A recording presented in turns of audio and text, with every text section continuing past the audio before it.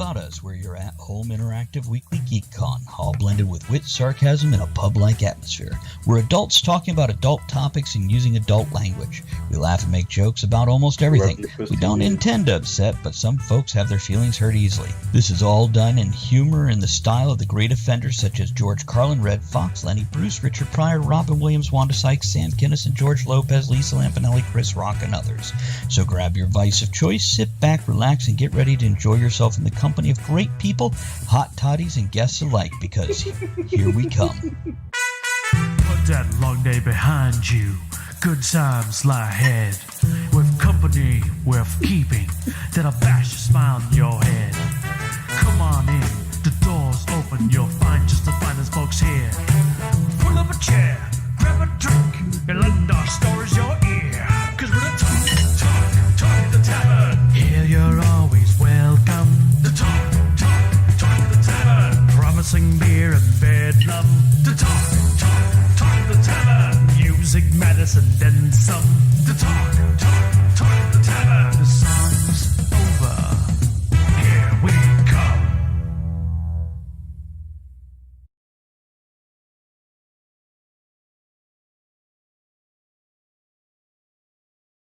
I think it is. Yeah, well, some of us got to work, so yeah.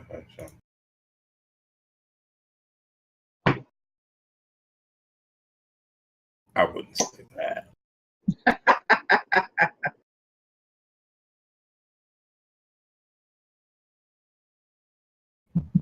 Okay, somebody said they can't hear us.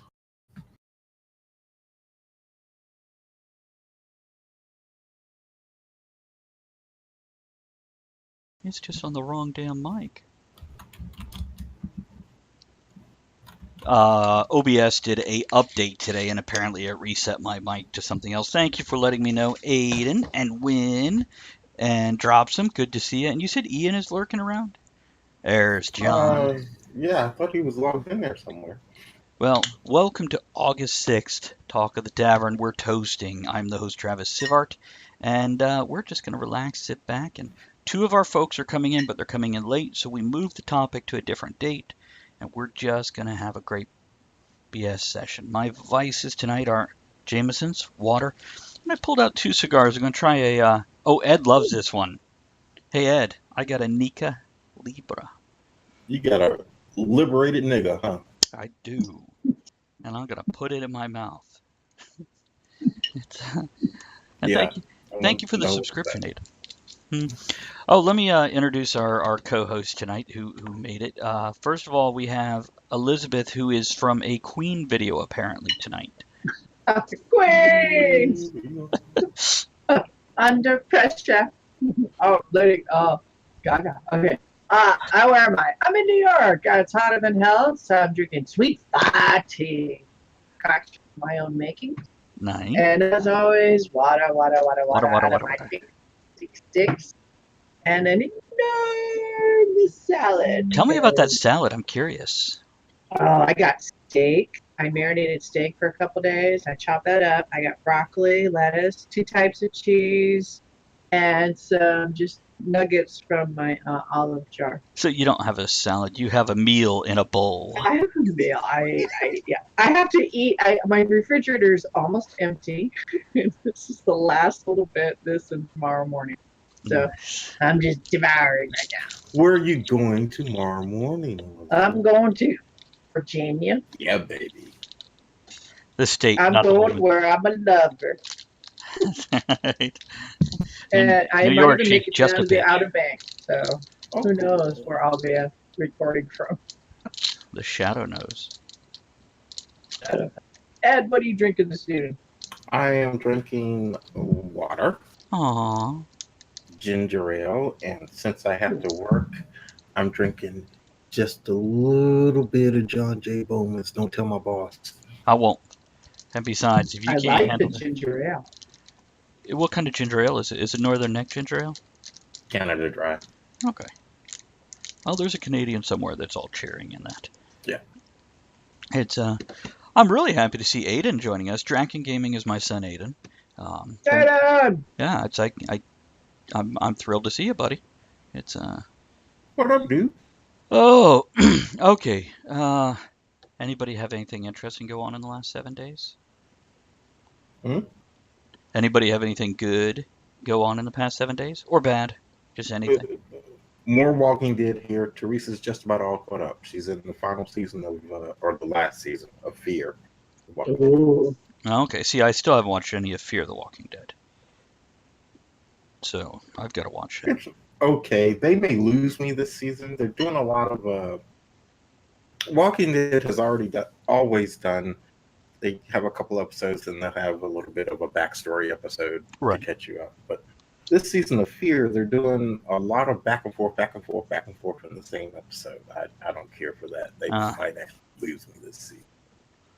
Yeah, give them half a season. When they lose half their audience, they'll realize, oh, we should go back. Hey, there's Ian. I'm impressed you made it. I couldn't even make it. I think I maybe made it through the first season. I just couldn't care about a druggy kid, doing his own judgment. I just couldn't really relate to any of the characters. Close your ears if you haven't seen it yet and you're planning on watching it, but he dies. Yeah. Nice. I have to watch. See, that's the kind of love and sympathy you get here on the show. It's I once again, I like entertainment. I need to find something. Maybe he could have been a druggy kid who looked out for someone, took care of people. You give him some dimension. Don't. Okay, well, we need the gay one, drug one. Come on. And I just wasn't getting it. And it's zombies. I fear and love zombies. and Although Santa Clarita Diet. that's a great one. That's a great one. Ian, Fantastic vomit scene. It does Sam Raimi. It's a ode to Sam Raimi. Aiden, take the exclamation point out, I think. And I want to say hello to Briar Cub and Ian.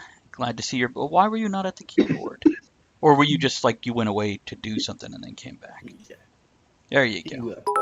Thank you for the cheers. See, you know what? You okay there, Elizabeth? No. No? Oh, give me love. Have a clip. Aww. It's so rough. So, I was laughing at my own joke. well, that's what happens when you laugh at your own jokes. Just so you know. Well, I need to stop being so funny. Especially to yourself. Now, Kathleen Madigan, new comic I've been watching. Kathleen Madigan. She's fantastic. I've been catching up with her on YouTube. She's been on comedy for a while, redhead, Irish, 7 people in her family. She's very, very funny. I highly recommend it. Ooh. Briar Cub says, I had today off for a small adventure, so it's nice to catch you before end of third hour for a change. Well, we're glad to have you here, buddy. It's I want to do the opening toast before we forget. Yes. Hey, here's to just being able to hang out once in a while and just go where the wind blows us. Here's to being blown. Cheers. Cheers. I like being blown. Chap lips. Nice. By the way, here, let's do a quick shout out. Can I do them? I'm using a different thing here. So let me see if I can give commands from here. You guys know Dropsum. He hangs out here. Check out his channel. He's got enough followers to hit affiliate. He just needs the streaming hours. But plays World of Warcraft, a couple other games that I want to get on if my internet will handle it and I can find time. So between those two things. It's goddamn responsibilities. Missed the whole of watching Madame Gandalf play Dead Space. So I had things happen in the past week. Anybody have stuff they want to talk about before I start rambling on? Go ahead and I'll jump in at the end. Okay. Well, yours might be shorter. I've just got this laundry list of. Matter of fact, I did laundry. It's included. Let's hang them dry. See what we got. See, Toei just said I've been watching the Twitch Creator Camp videos this past week and have been helpful. I had an alarm set to watch it today, and my alarm went off, and I was outside mowing. Now, this is part of what went on the past week. So we've had some rain, and I figured today it's not supposed to rain. It wasn't supposed to rain yesterday, but it did. And I wanted to give the lawn a chance to dry out because in my backyard I literally have 2 to 3 inches of standing water in certain sections, and you can't take a riding mower across that because it's not a mudding machine. So I went out there and started mowing, and yeah, it was really wet. I only mowed about 80% of the lawn because the rest is sand. How wet was it? It was wetter than a whore. I know I had nothing for that one. Okay. It was wetter than a slip and slide that leads to a hole. So you're saying it was wetter than your mama. All right. Yeah.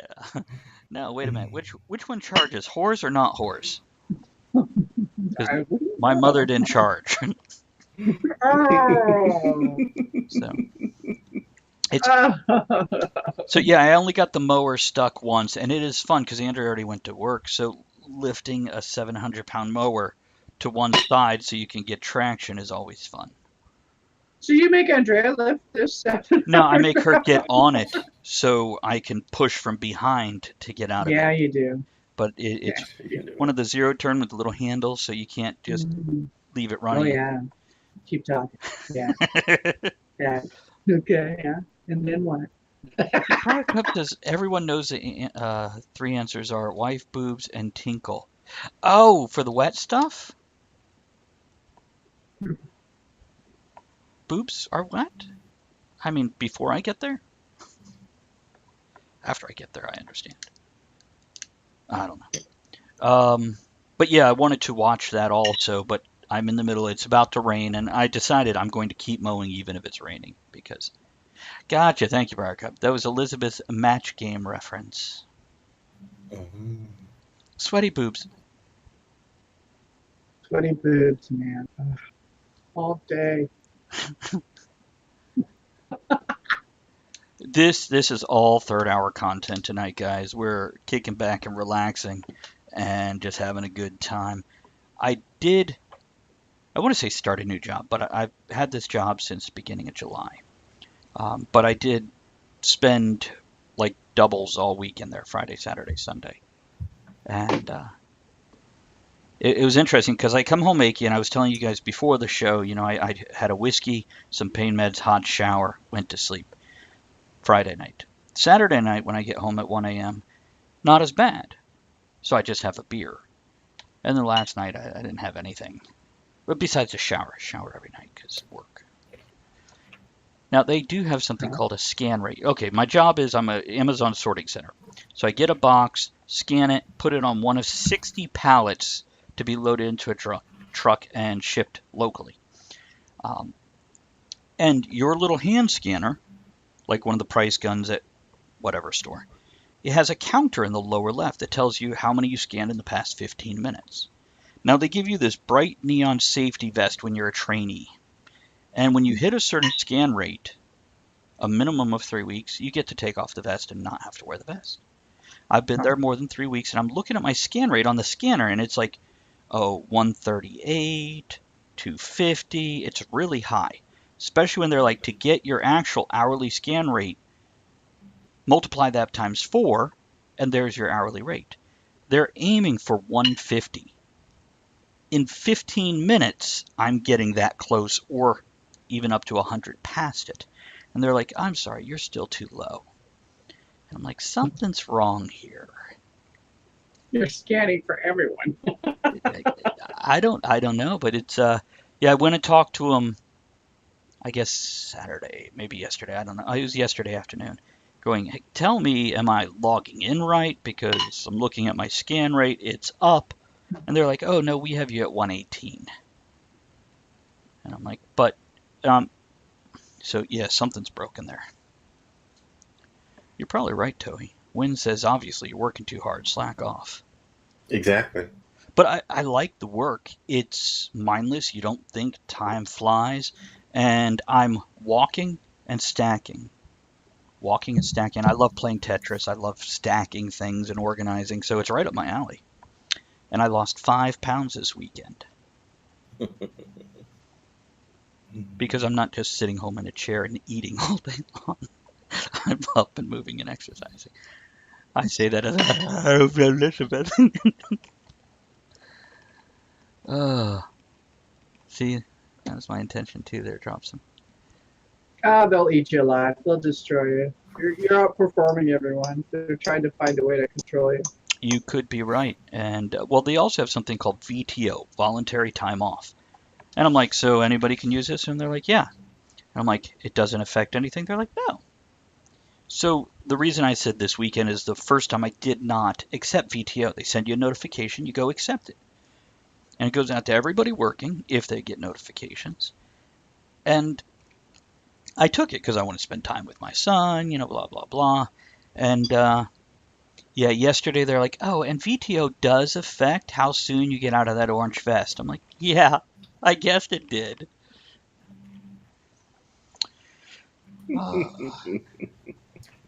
So, I just throwing it out there. I would definitely make them explain things to me a little more clearly because I have a feeling, just from my experience working in New York, people are thrilled and freak out a little bit to where I'm concerned when I show up early, not just on time, but early, prepared.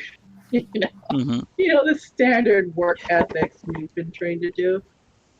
They're so joyful that I do that. They just can't wait, work with, share that with you. But when they do work with you, suddenly they're a little paranoid about you. Like you're out to get something as opposed to just do a good job. I don't know what. They don't pay me a bill. They don't come home with me. I don't care. A few comments. Dropsum says, like a wet rat mowing in the rain. I decided to mow until I was done, even if it was pouring down rain. I didn't care. But don't tell them what to do. I didn't. Don't tell me not what to tell you to do. What? No, I'm telling him. Don't tell Travis what to do. He wants to drive in the rain. I shower in a thunderstorm. I Don't did. Tell me what to do. But actually, the rain started and then it lifted, and I actually barely got a sprinkle. Briar Cub says, are you able to listen to podcasts, recorded books? No, and they don't play music.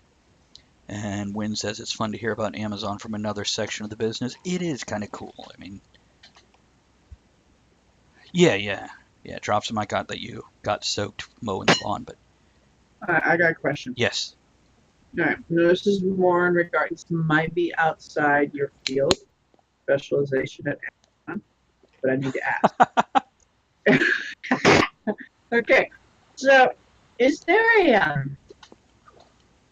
I get packages in the mail from Amazon, and it's an enormous box with just paper crumpled in there, and then like batteries flopping around in the middle. Is there any kind of control, or is it we don't fucking care? I don't know. I'm in a sorting center as opposed to the distribution center, so I don't pack any boxes. They just arrive, and I break them down into other pallets. Do you ever pick them up and just test it? Well, I have to pick each and every one up that I move. So there are some that are this big and weigh about 20 pounds. Then there's others that are the size of my desk, and they weigh like 7 pounds. And I'm like, really? So that's your batteries. I know exactly what you're talking about. I challenge you eventually. Is it like a dice game? You have to fit this into this box. What do we got for him, Joe? Looks like Kevin will be joining us in a few minutes. Yeah. Hey. Big boxes are cheaper than correct sized ones. The ones that are in stock are the ones that get used, from what I've been told. That's what Wynn says. Oh, the big boxes are cheaper. Interesting. I know. I don't charge that much. I know my cats are thrilled no matter what size box I get. I have one, it's literally smaller than a tissue box. It's, I don't know, maybe 6 inches by 8 inches. And I put it in there, and sure enough, Zazzle, the white one, got in the box. She's got one leg sticking out behind her head, and she's kind of curled in there, and then she's trying to clean one paw. My girl. Yeah. Don't tell her how to relax. I don't. I just take videos. Because I know in the United States Postal Service, it is cheaper to send a big box with the little thing in there. Like they're just prices, and it's by size or volume, Right. Well, whatever. it goes up in price when you hit a certain size, though. Or abnormality, if you don't fit within the standardization of the Yeah, size. yeah. That's when it gets expensive. So you should always pack to meet those standards. I wonder. I know they don't mail through the postal service. do. Don't they do They do. UPS now? Yeah, they do. No. They do everything. They do everything still. The U.S. Postal Service. Yeah, the vast majority of the box is coming through our center, as far as I know. Not that I'm in the inner workings quite yet. I mean, You'll get there. they even have a special contract with the postal service to deliver on Sundays. Yeah, I've had that happen. It's a surprise. Travis, you're like in a Doctor Who episode. You're working your way through, trying to keep the jobs, keep a low profile, and eventually the Daleks. See, I have a problem with my personality. Like during the training class, the trainer kept on having questions. They're like, I'm not quite sure. And I'm like, I know the answer.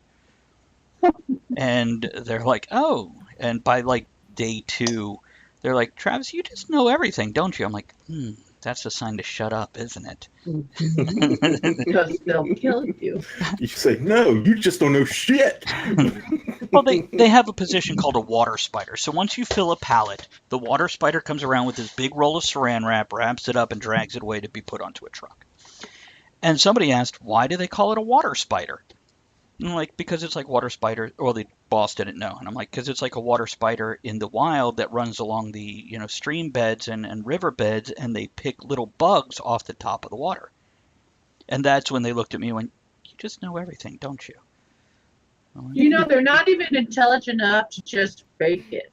Just do the little tap dance, like, oh, this is a spider in a web. Come on. Yeah. Not even intelligent enough to do that. Well, I like the woman who trained me. Careful. And actually, her husband, who is in my same training class, he's out of his vest, and he has been looking out for me. Out of his vest. It's Isn't that a waistcoat? Is that a waistcoat? I don't know. And it's bright orange and made out of nylon. What is it? Birth control. Buttercup, we're going to divide all the employees into groups. All of you on this side can wear the gold vest. All of you on the other side wear the do that. And Travis, you wear the brown vest. Well, also, You want to dress in full burqa? You can. Got to be neon orange.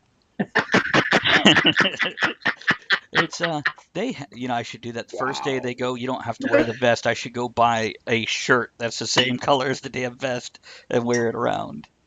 Or a shirt that has the vest printed. No, you want to keep your job. Keep your job. Don't be too smart.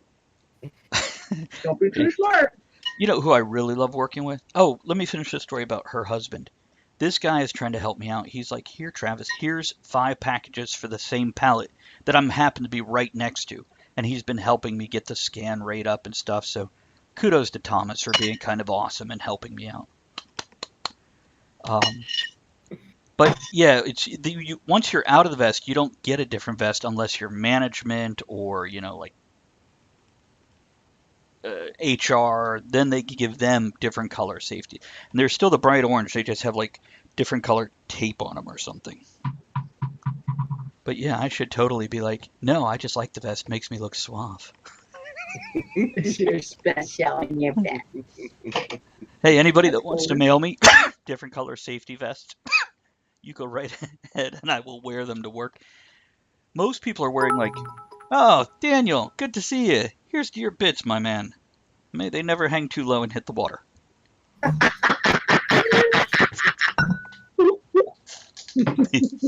But people are coming in and they're like in like booty shorts and tank tops and good shoes though. And I show up, I'm in like black slacks and a button-up shirt. Not kidding. That doesn't sound safe. You have to at least have some. Oh, that's stupid. Go ahead. Sorry, I'm gonna go. I've worked warehouses before. I've worked inventory, and you don't look cute. You wear protection, you know.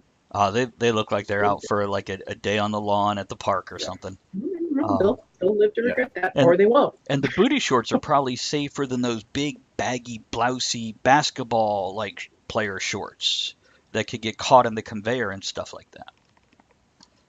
But I show up in like button-up shirts with my little orange vest over it. And the next day I show up with like my tattoos showing. So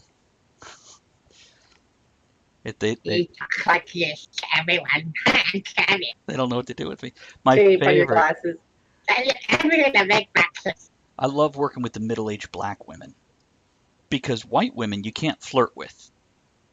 The black women you can flirt with, and that's the difference.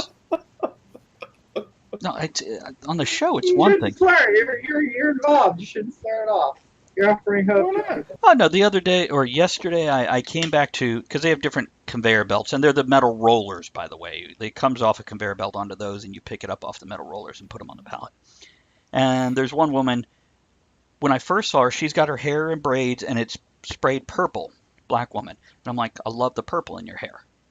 And then I grabbed my box and went away as she's saying thank you. And later she saw me on a different lane as they moved me from place to place to help clean up the mess where these other people are working slow. And she's like, oh, you're everywhere. I'm like, everywhere you are. And then later I was on the lane with her and she's like, oh, welcome home. I'm like, thanks. What's for dinner? She's like, I made baked chicken. I made this. I'm like, your awesome is showing. See, but you say that stuff to a white woman and they're like, oh, what are you doing? It's like, oh, calm down. That's the kind of flirting I'm talking about. Whoa. I know. Whoa. I am holding up my offended card. I happen to be a white woman. I am not offended by such comments. Depends on the person. It does. And I don't. There was one young lady there who, she's short, Yeah. and she was a water spider, and she was rearranging a pallet because it was stacked like crap, and I was helping. And she like moves one jiffy, which is an envelope. That's what they call the envelopes. And the box is tilted. I'm like, now see what you did. You ruined the whole stack. And she looks at me. I remember that. She's all serious. And she's like, I know what I'm doing. I'm good at my job. I'm like, I'm so sorry. I was teasing. It will not happen again. My apologies. And then I'm like, I will finish wrapping this pallet. And she's like, no, don't wrap pallets. Okay. And See what it, bitch, I'm out of here. yeah, that's exactly it. It's like, I'm sorry, my scan rate was dropping anyway because I was helping you. And no matter if I have the vest or not, I won't be helping her. I won't. Well, It's, you don't, not sometimes you don't make a home run every appearance. Sometimes you bomb. Say, pardon me, go to hell. You just move on to the next audience. Oh, by the way, here are a few comments. Kevin is eating. Kevin, just eat on air if you want, man. Elizabeth did. It's one of those casual nights. I did. And it was. And Daniel says, run. You can't run in the place. It's against the rules. Totally serious. It's against the rules. And Wynn says, I'd be looking for a box cutter. Now I need to shadow, brother. Be looking for a box cutter to help her. They're all safety box cutters, so I can't actually cut anybody with them. Just go to Lowe's or Home Depot. Hey, Kevin. We got you, Kevin. Hey. We hear you, buddy. How you doing? Sweet. I'm good. Yeah, fucking knackered. Nice. Yes. What did you call me? That sums up the last 7 days for me. Did you What do you mean you can't flirt with white women, by the way? That's the comment I came in. Bullshit. I call bullshit right there. I flirt with white women at work all day and they fucking love it. But see, we're in the States. He can't flirt with white women, but I can. It takes one bad experience. One bitch has he told the story last week. It is just ruffled his feathers. It is the tick on his skin that he cannot. We must help him through this process. If I were there, we would start drinking. Can we just start flirting? We will organise a time and a place that's suitable for you. I'll get a bunch of loose, moralled white bitches I know. We'll line them all up for you, and you can flirt with all of them. Will they be British or other nationalities? It'll be the Benetton.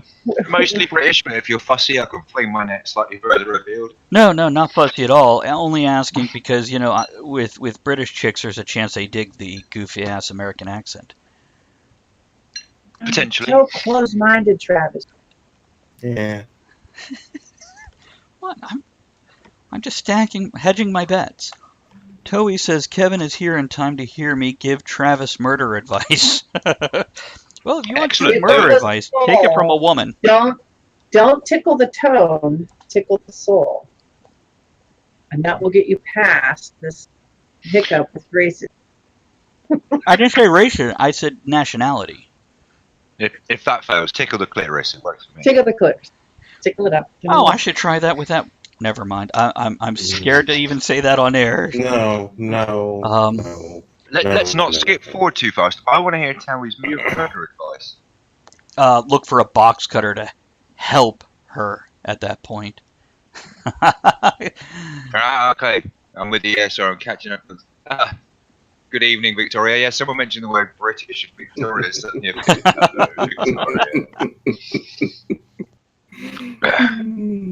Good time. You'll have to excuse me, Victoria. I'm still shoving things into my hole at the moment. You and her have so much in common. Wow. So yeah, let's see if I had any other. Maybe it's just Virginia. It's the time and place, and like I said, Briarcub says that could be a regular segment with whimsical glockenspiel music at the back. I don't even know what segment he means, but just with whimsical glockenspiel music, anything could be a segment. Any sentence that manages to combine the two words whimsical and glockenspiel deserves credit all on its own. Mm-hmm. And here's something Not crazy. everyone is going to get your humor. Not everyone's going to get it. No, I know. Sometimes people's first reaction is offensive. It's just a safety zone. There it is. And now it's time for Toei's murder advice. Whimsical glockenspiel music. There was That's a woman at my... Oh, sorry. There was a woman at my bank who never laughed at my joke. And I'm going to make her... And it took me a while, but I wore her down. Oh, I could do that. I could try holding her down and tickling her. That might work. Oh, well, just no witnesses. Sandpaper. That's how I wear people down. Family-friendly murder advice. It's your Twitch niche. Good idea. That's thinking. I bet you that channel would go off gangbusters. Give a 3-hour discussion on the correct application of lie to a human body. Wait, did you say lies or lie? Lie. Yes. Both. This won't hurt a bit. Lie. Get in the plastic bin. Shh, shh, shh, shh. Just let it happen.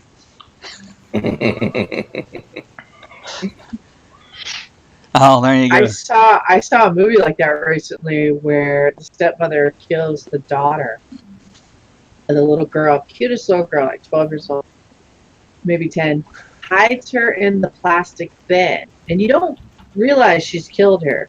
But for the rest of the movie, the garage shots is this plastic bin. And then when the revelation is discovered that the girl is in the bin, you go back in your mind and you realize how many times you've seen things happen right in that bit. Very screwed up. Nice. Yeah. Nice. It's and thank you, Ed.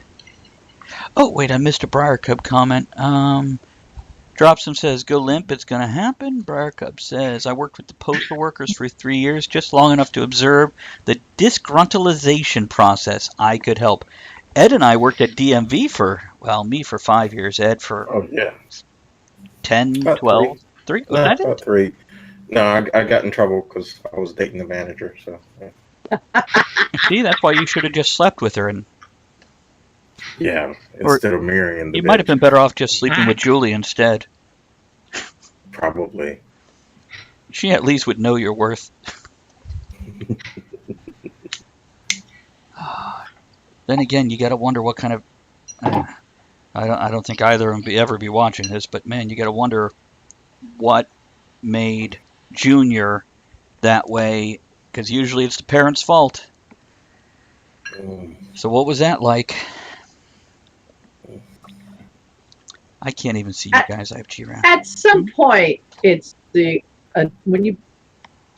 adult's fault.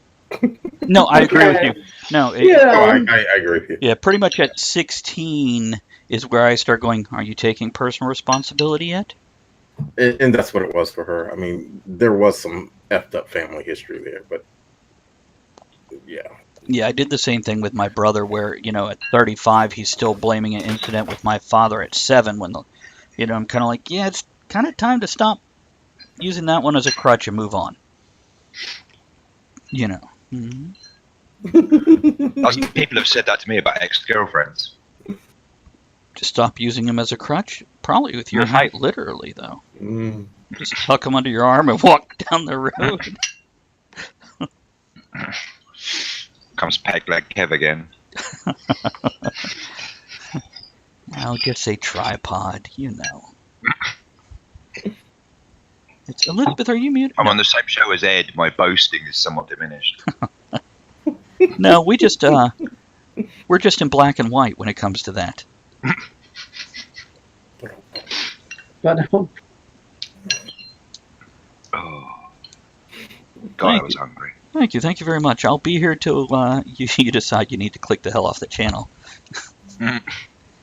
So, Kevin, do you want to talk? Travis, Do you want to talk about work on air or not? It's not much to tell, really. It's the summer holidays. I'm being fucking crucified. Well, a couple weeks ago, you weren't sure about things, and now you're working all these hours. You're obviously still doing what you're doing. Yep, still there. It's about as kind as I can be at the moment. Dude, when are you just going to open up your own place? Dude, if I had the money tomorrow. Alone? It's not that I don't have the drive. It's not that I couldn't tell you exactly where I'd put it right now. How much money do you need? Honestly? Yeah. Probably 200 grand. 200 grand. 200. Seed alone. What kind of place would you open? Oh man, I'd open a rock and roll bar. Everything around here is gone. Fucking plastic wine bar. From, tongue and groove wooden floors, chrome and glass everywhere. Okay, now you're just picking on the Bottega because I liked it. Fuck Bottega, you'd hate it now. Is it? You said it changed a bit. They get a little too. Well, it was taken over by a pair of massive cokeheads. Oh. So, fuck them. That doesn't work. It's not the same place it was when you visited, but I mean, I wouldn't even include that place. Yeah, okay, the decor there kind of matches what I just said, but at least they had some kind of a theme and a bit of an ambience to it, Yeah, they did. It was There's nice. so many places these days that are just so goddamn soulless. They're just these huge pits where they want to get you in, feed you, serve you drink, and get you the fuck out so they can flip the table for the next person. Now, I like the kind of place where you go and it's the heart of a community where people come there not just because there's beer, but because it's that place. Where everybody knows your name. Yeah, I mean, it's an obvious thing to say, but yes. I want that kind of bar. I want to be that place where it brings everybody together, where doctors and tramps drink alongside each other at the same table, where the sawdust on the floor is last night's furniture. Let me ask you. You can go on a Friday and Saturday night and listen to badass rock and roll rather than some spineless light jazz singer murdering some Amy Winehouse in the corner. Well, let me ask you this. If you were able to open your own place, could you stream Talk of the Tavern Monday nights while you're on it in the bar? Yes. And just put up the disclaimer, if you don't like it, leave? Stream it. Fuck it. We'll host it from the bar. Yeah. Hell yeah. We'll get all the locals involved. Hell yeah. They can yell shit at the screen, answer on their phone. Okay, we can't use people's music without permission. Fuck it. Let's get a live band in the bar on Monday night. Have them play their musical interludes into and out of every hour for us. Fuck it. Works for me. Okay. We need to get Kevin a bar. Or wait, would it be a bar, a pub, a restaurant? Probably a restaurant, I'm guessing. See, there's 3 places that stood out on the island for me. Bottega was one, just because they had a beer named Squirrel. That one that only had like a 6-foot bar and 7 seats in the damn place. The castle. I like that one. And the other one is, I'm not saying I liked it, I'm not saying I disliked it, the one with the hippie India feel to it. Mm-hmm. I don't even remember what it was called, but that one, the back garden with the little water fountain was nice. The Casbah. Yeah, that was kind of a cool place because it was a little different. Rocking the Casbah. Yeah, I like the Casbah. It's a good little place. Good. I mean, They got a funky little back room inside you guys didn't see that's done out of it like a Bedouin tent kind of thing. There's drapes all over the walls and lots of big comfy cushions on the floor, and nice. Yeah. which is good because by the time I make it down the road to the Casbah, I'm normally at the point where I can't actually handle sitting on a seat and I need to just fall onto the floor into something soft. Yeah. Okay. We'll put this on the to-do list and see what we can to do. Did I get all the To comments? do, make me rich somehow. Well, not even rich. That's- It's go ahead, Elizabeth. That's my family business as far. And my first art project, before I actually became an artist, was to design a business card. So I created a whole business. It was a restaurant bar, but specialty was meat sandwiches and meat plates here Nice. on one side. And I called it the Vulgar Virgin. Nice. I imagine my crew answering the phone. Vulgar Virgin here. What can we do to you? How very Robert Aspirin Thieves World. I don't know if you ever read that. Everyone's dressed lovely, like dressed professional, but I'd like to open a combination strip bar and steak joint and call it the Carnivore. Nice. Nice. How would your wife feel about that? With her hands, probably. but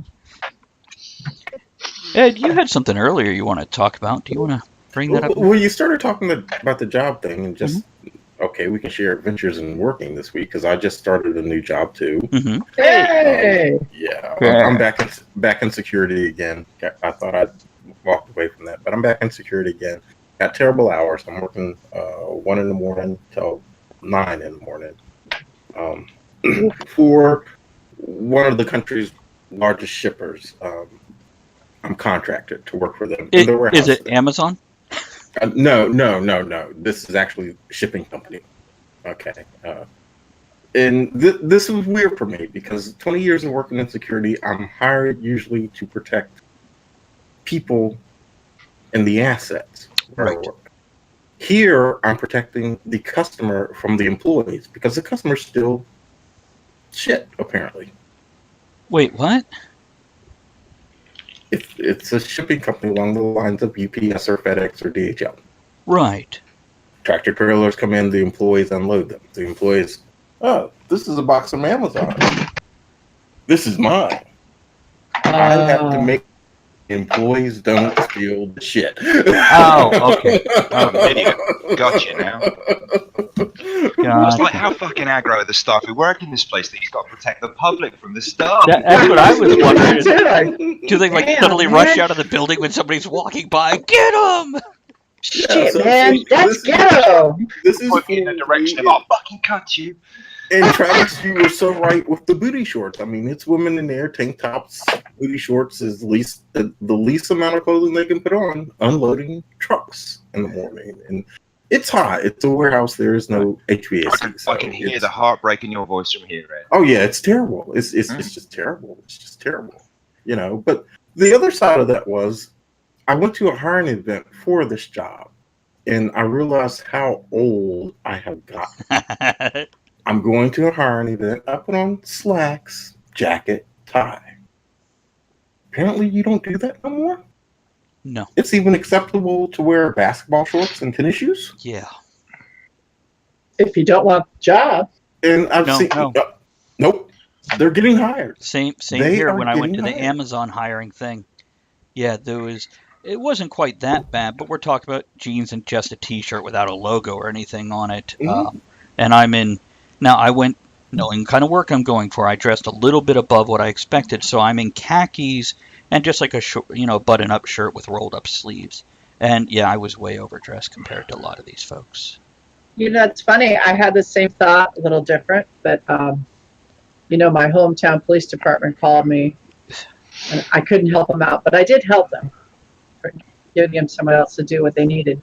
But I was watching a lot of those police videos about the lip sync challenge, I guess they call it, and I was shocked at how covered in tattoos, police are now. Hmm. And when I was getting into it, if you wanted to go anywhere federal, forget it. You couldn't have any ink. Hmm. And it was ruining people's career because it's just one of those things they could be picky on. No ink, no way to be recognized. And people, I guess it's good for undercover work. Oh, absolutely. Yeah. It just changes. Change is constant. It's kind of funny. See, I always said because of my job that I'd never have any tattoos below my elbow line, so that if I'm wearing a shirt, I can roll the sleeves up and none of my tattoos be visible. And then my wife put the suggestion in my head after a 15-hour flight from Jamaica. Hey, let's go and have some wedding tattoos done on our wrists. And I went, yeah, that sounds like a great idea. Briar Cub says, I Yeah, interviewed so- for my most recent promotion in a bright red Utilikilt and Demonia spiky boots. By the way, I do have a bright red Utilikilt also. I get a lot of compliments on that.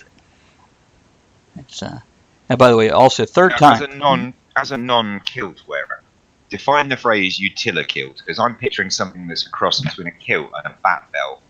Kind of. It's a cross between a kilt and a pair of tactical pants with cargo pockets. Oh, okay, so like a kilt, but you've got pockets and pouches and stuff on, so you can still carry shit. Right. Okay, I'm with you. Right. And I have had Demonia. I have a steampunk pair of boots. The thing is, as I gained weight, my calves gained weight, and the zippers pop now because of that. I've got a pair of New Rocks. I've got a pair of New Rocks that I've had for over a decade, and I absolutely love them. But there's a limited number of situations in which I can get away with wearing them because they make me 7'1". So changing light bulbs. What else? yeah, intimidating people, that kind of shit. Yeah. Nice. He said, "What? I'll get the New Rocks." Daniel says, I have several tattoos. Don't judge me by the color on my skin. I don't know. Depends what color it is. If it clashes, I'm judging. I don't judge anyone. These guys met one of my closest friends back on Christmas Day, and my nearest and dearest and oldest friend has barely got a square inch of her body left uncovered now. She is She's a added another freak. 6 since you guys saw her. Yeah, she is a freak, and I say that with affection. She's a wonderful freak, though. Yeah, absolutely. I still get her. I'll tell you what she does. Hmm? She's got these like coasters, drink coasters that she takes everywhere in her bag with her. And whenever she has a drink in a pub, she leaves it on the table. You remember the old "Your country needs you"? Yeah. It's that, but it says "Stop being a cunt." She loves taking selfies though. She had a tongue split a little while ago. She's just got to the point where she can now independently control the two halves, so she can clamp with them.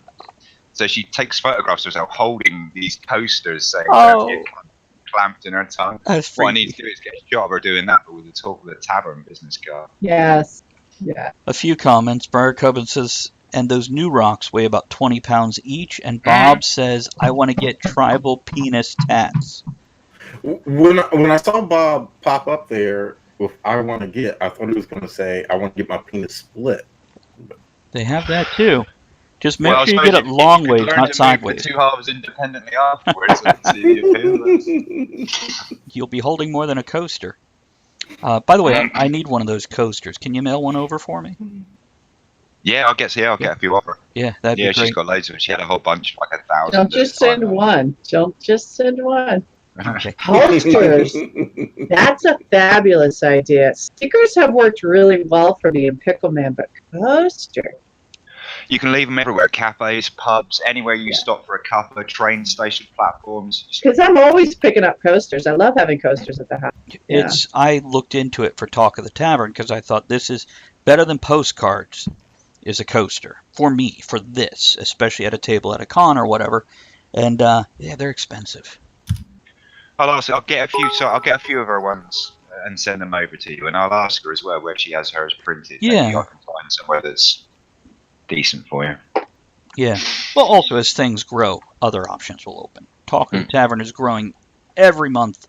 We're hitting new levels and getting more people. And going back to that comment about the New Rocks, you're not wrong. They do weigh an absolute fucking ton. I mean, you wear a pair of those for a day, you know about it. You're either fit or exhausted. Here's a thanks, Ed. Thanks, Daniel. Appreciate that.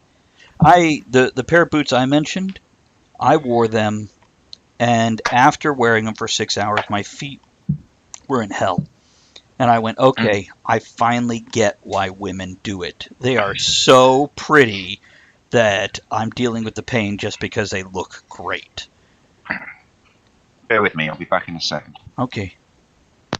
So we're not actually going to bear with him. We're going to bear over here while he goes away. What are new rocks? Do you know what the Demonia shoes are? No. Imagine the modern version of goth boots with lots of other options. Yeah, Briar Cub, they're the ones with the gears up the calves, and they look great. But like I said, when I put on weight, gained 30 pounds, my calves were fatter too, and they popped the zippers. So as I lose weight, I'll be able to wear them again reasonably. For short periods of time, because they're pretty, but I don't know.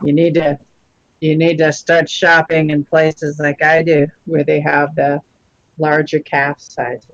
Okay, I might have to do that. The thing is, I have bought women's boots before when they have no heels and they still look good, and they were like on clearance for $30 instead of $120. I'm like, no, they fit me. They got a men's 10.5. I'll buy that woman's boot. Both of them. I need to flick over to Twitch because there's a smaller field of view. Oh, there we go. You looking, Elizabeth? Oh, those are awesome. Oh, those look like a lot of work. That's commitment. Some badass boots. Do they even bend? Like, they just stay stiff, don't they? The top bends, but not the sole, man. Oh no, the sole is going nowhere. I mean, it's like that's 2.5 inches of rubber. That's a problem with mine also. That's a workout. Briar Cub recognizes them. Reactors. Yeah. It's like Matrix boots, baby. Susie and the Banshee. Kevin, I don't know how you'd look in a kilt. You might. I mean, some people are going to think you look great no matter what, because kilt. Like someone in costume dressed to stick insect. Yeah. It's one thing I'm pleased about is I've got. You need quite. It would have to be quite a significantly large kilt, otherwise I'd look like I was wearing a mini skirt. I had one buddy who showed up at an event, a steampunk event, in his kilt, and it was 3 inches above the knee, and we're all like, dude. Toei says, I have an awesome pair of knee-high wrestling boots that I needed for costume once. Do you wear my size? I might take them off your hands.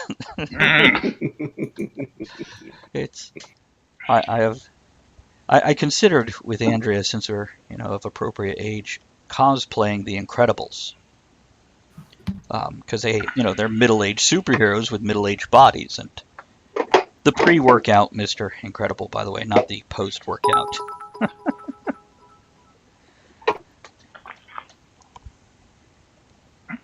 Maybe I should just do Reed Richards. Yeah. Absolutely. You just wear a lab coat with a 4 on it. You're done. Get to smoke a pipe all day. My arms are actually so long that I can reach all the way this way, and it'll go all the way around the world until eventually I can touch myself in the head. Look. That's amazing. Oh, you're touched in the head already. Been touched in the head, yeah. Oh, cats are trying to walk all over each other. They have been so creepy with me being gone for so long, and it's been a while since I've been gone that many hours in a row. They're like following me around the house, meowing at me. You talk about creepy. Okay, so I had a really creepy moment last night at work. Mirror? So a family come in quite late last night. I mean, we do food till 10 p.m. But we're quite a rural location, so it's unusual to really have anyone coming in to dine after about, say, 9 in the evening. But we had a family came in. We're staying at a campsite nearby, so there's no food available where they are. It's just a campsite. So they came down to us, and they arrived about 9:45. And they were ever so good, really nice. Oh, what's going to be quick and simple? We realise you guys close in 15 minutes. Don't want to piss your chefs off because we know it's the end of the night. The exact opposite of most customers. And we cook for these guys. Now, I don't wear a name badge at work. I didn't tell any of them my name. There were no other members of staff working on the floor by that time of the evening apart from me. Everybody else was in the building was back at house. This family had their dinner. They thanked me very much. The service was lovely. Thank you very much. We're all going home tomorrow. The family walk out of the pub. Mum leaves. Dad leaves. 2 young little kids, about 5 or 6 years old, leave. Their oldest boy, must have been about 8 or 9 years old, gets halfway out of the door, stops, does a complete 180. He just looks at me and goes, "Good night, Kevin," and then just walks out. I was like, that is freaky. Get the demon child away. Yeah. He says, "Good night, Kevin. I'll be seeing you again soon." You might have heard someone in the kitchen. Well, in the kitchen, if you were going, Kevin, come get I this. served Damien his dinner last night. Damien. Toei says, I really need new cosplay ideas. I have some, but Briar Cub also says they haven't gotten to the expressing displeasure stage with your absence yet, though, have they? Not yet, but Andrea's older cat has started peeing in places she shouldn't.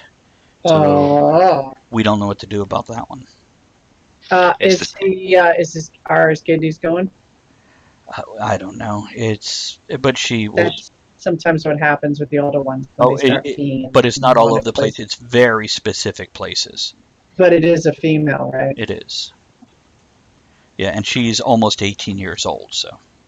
I barely see mine at the moment. It's summer. Fred goes feral for about 5 months. I want to address Toei. Toei says don't feed him after midnight. He's getting it on with the pussies, yeah. So, cosplay ideas for Toei. Toei, you don't mind older cosplays, do you? For example, I saw somebody an older woman, put her hair up in a bun, got a granny dress, got the spectacles, got a cage with a Tweety bird in it. Awesome. So, by the way, does anybody need a break? We're coming up on the second hour, so if somebody needs a break, I will in a little bit. I'm burning incense and having fun. Okay. Making my room. I'm cleaning my room. Because I will be gone for a couple. Smart. So, yeah, there's Granny from Looney Tunes. I don't know if that's offensive. What is she looking to play? Does she want to play like an adventurous? Do you want to play something silly? Well, just Toei is older than me. I like any kind of cosplay I can do well. I should probably show you ones I've done before. Yeah. Give us an idea what you're looking at so we don't throw things off in the wrong direction. If you have links. What's the character from Watchmen where you see the daughter now being the super mother? What was her name? Yeah. I'd have to look it up. See, that would be a good one. That would be good. The mother. Right. Because you could drink all the time. Oh, yeah, that's a good point. It's and you're still a sex object. It's awesome. It's brilliant, Kevin. It's brilliant. I've seen a lot of, well, not a lot of, I've seen a handful of older people cosplaying, and of course they can cosplay things from the 70s that people remember because it's a cultural icon. By the way, I plan to see, there you go. She's cosplayed Mallory Archer drinking all the time. Oh, amazing. See. Oh, that's a good one. That is. So, okay, we've got a bracket here. Some other... Funny you should mention that. Actually, at work today, Archer came up because we were saying that, and I'm not going to name any names just in case, but one of our employees is, she is Pam. Nice. I'm Pam. Are you Pam? Well, remind me never to share a bathroom with you. Well, say that again. I'm sorry, what? Remind me never to share a bathroom with you. that was how it I'm came not that bad. I'm not that was how the topic came up. One of the other girls was like, God, does anyone watch Archer? Sharing a bathroom with that girl is like sharing one with Pam from Archer.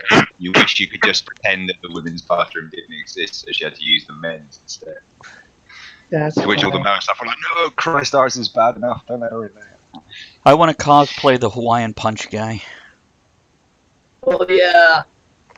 No, it's Kool-Aid. That's Kool-Aid. Oh, the Hawaiian Punch guy. Good one. Yeah. Did you get your hair red? I have before. I don't mind doing it again. And I've got one of those straw hats that stick up everywhere. And then my friend's got a brilliant Hulk Hogan latex mask, and I keep saying I'm going to borrow it off him and cosplay Dog the Bounty Hunter.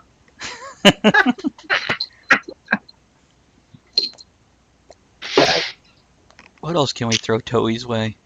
Because I'm trying to think of. Does she want to play something close to her age, or would she play anything? I assume she could play anything, but Toei, what's your preference? What kind of See, idea? I'm doing total zombie Wonder Woman the next time Nice. I ever get any money. Because then you can be kind of a little older, skin starts to hang, and get away with it. Still got a rocking bod, just, a little bit of... Yeah. Yeah! Getting old is fun. Your facial expressions get better and better.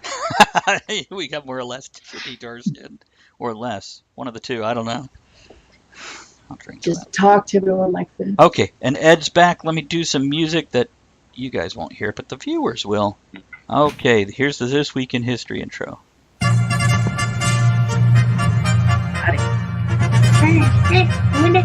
This week in history. And by the way, Wynn says I like things with wigs or full masks because I can't do anything with my hair, and the less makeup, the better. Ed, what happened this week in history? This week in history, shit happened, y'all. Woo!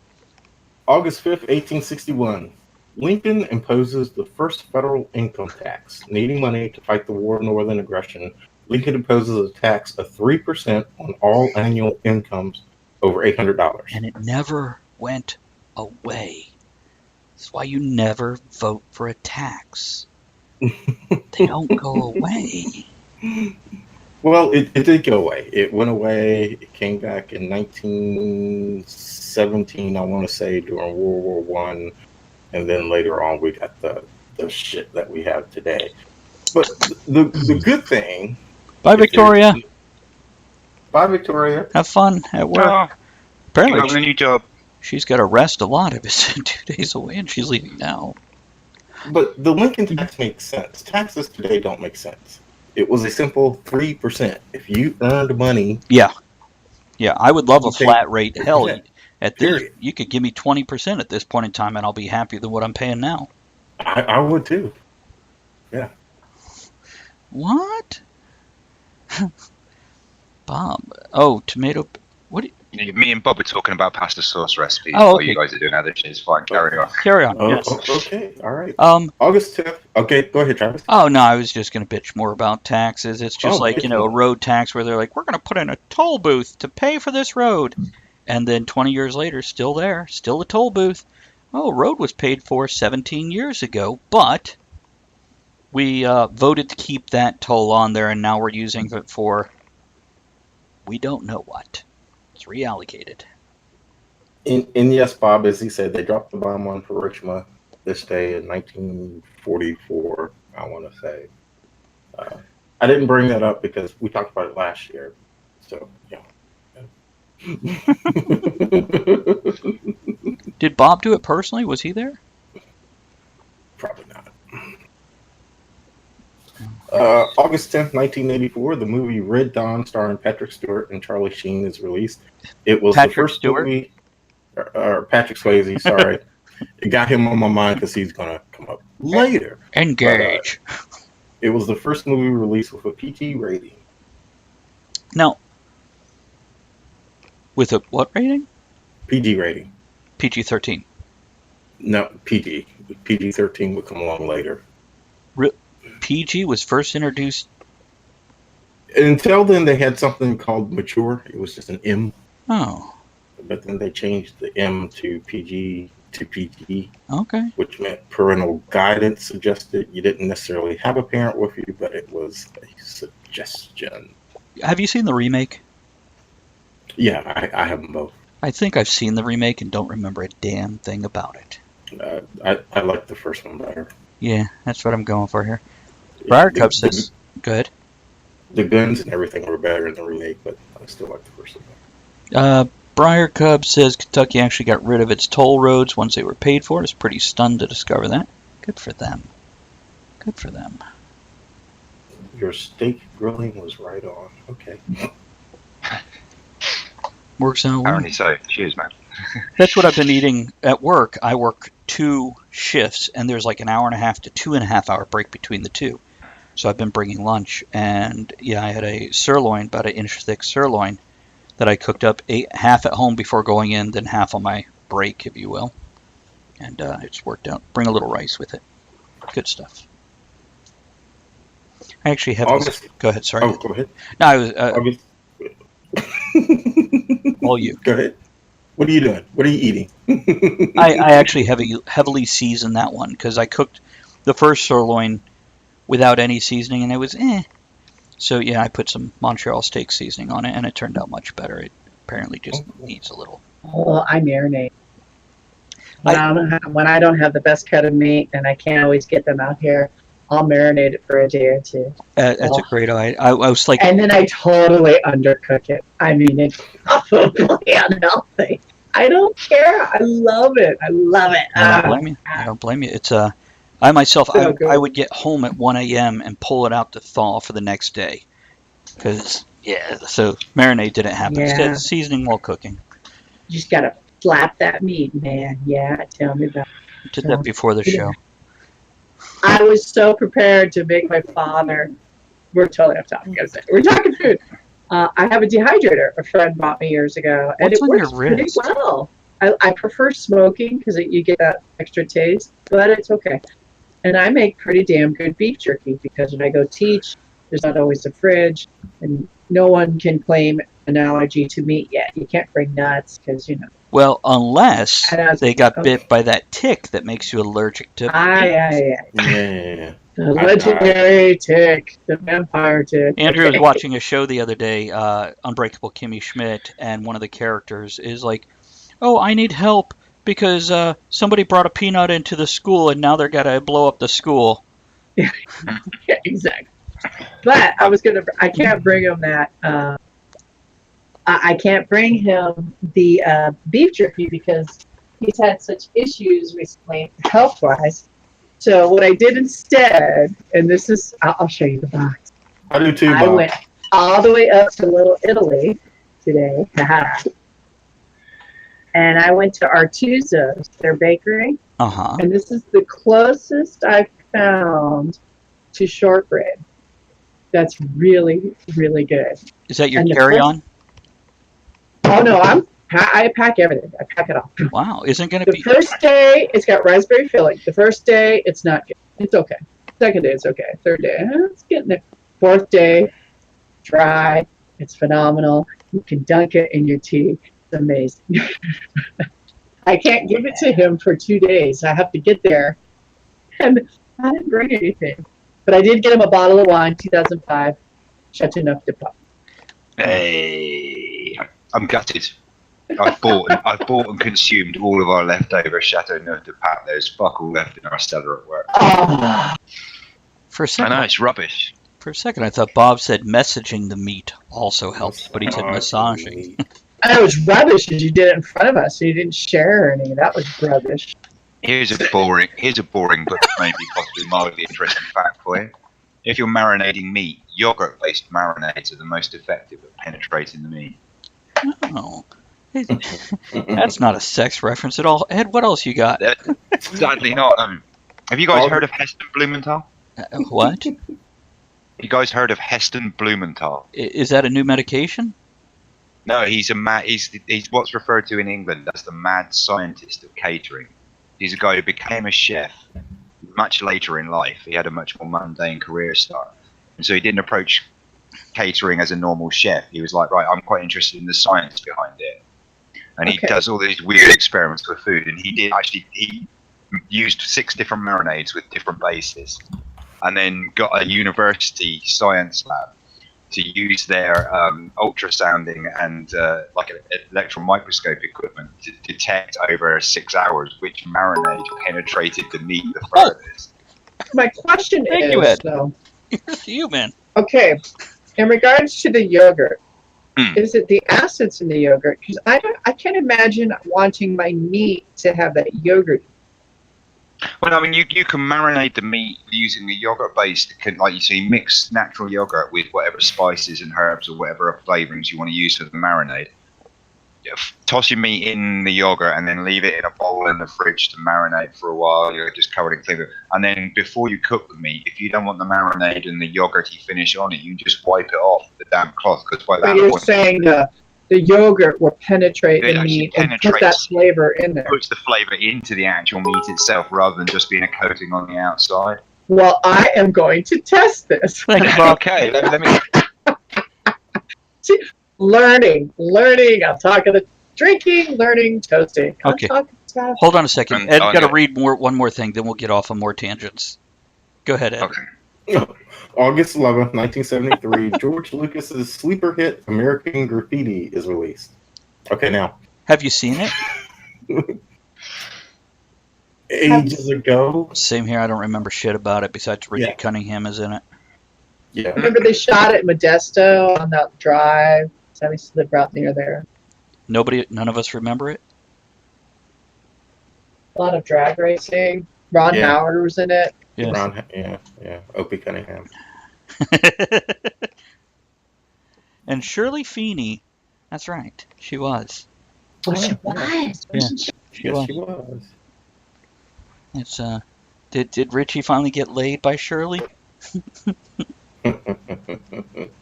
I think in the end they drive off into sunrise.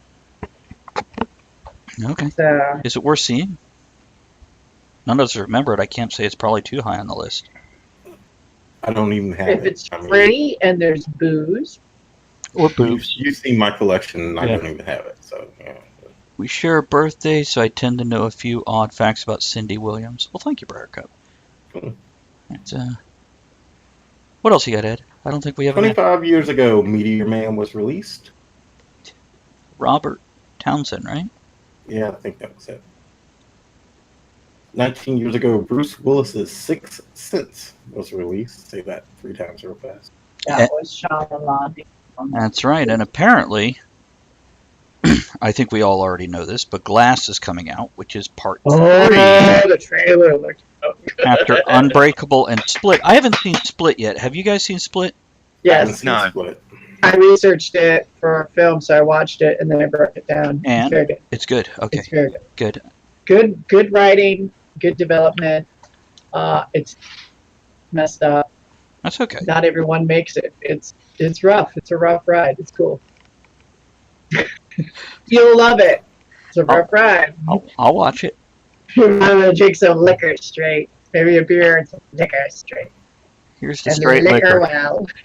Not that I'm judging. Here's just liquor. I'll drink to that. Hang on. Where's my I will quality too. Hang on, I'll be right back. I gotta get some wax paper. I don't know what the hell she's doing, but she's got a Ritz braid, pastries, and now wax paper.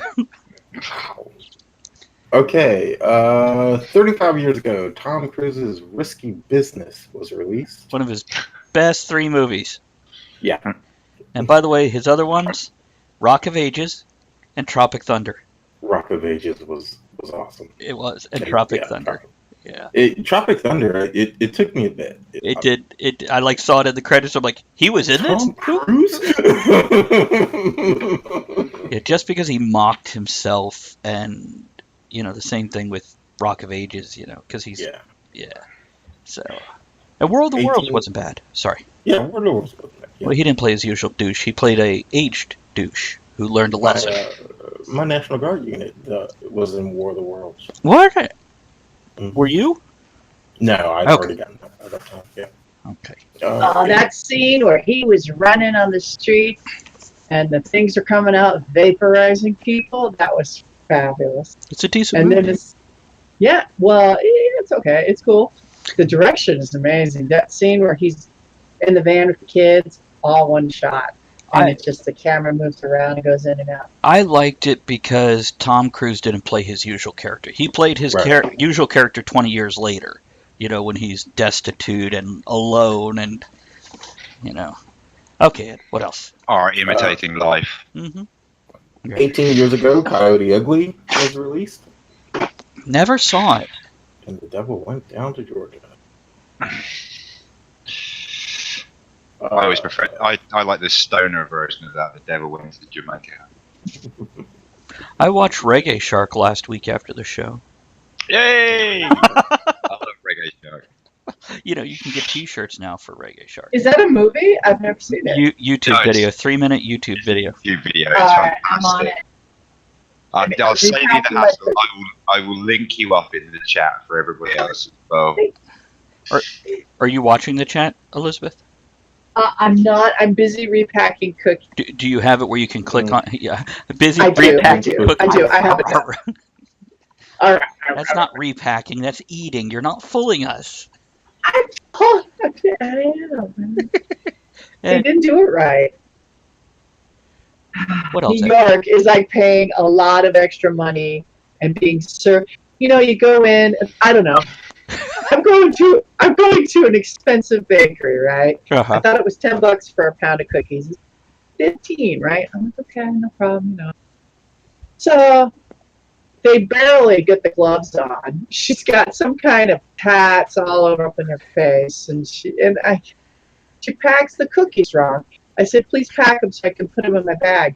So she packs them flat. So when I turn the box to get my bag, they all crumble on each other. Right. You know, it's just bare minimum, and I'm paying extra for quality. It always pisses. I love you too, man. Longer's But better. see, like 12 my hours. cookies are crumbled now. Like, look, Sorry to hear that. they've been crumbled. Oh Because wow. I had to carry them on the subway because she can't fucking understand English. Oh, they do look good though.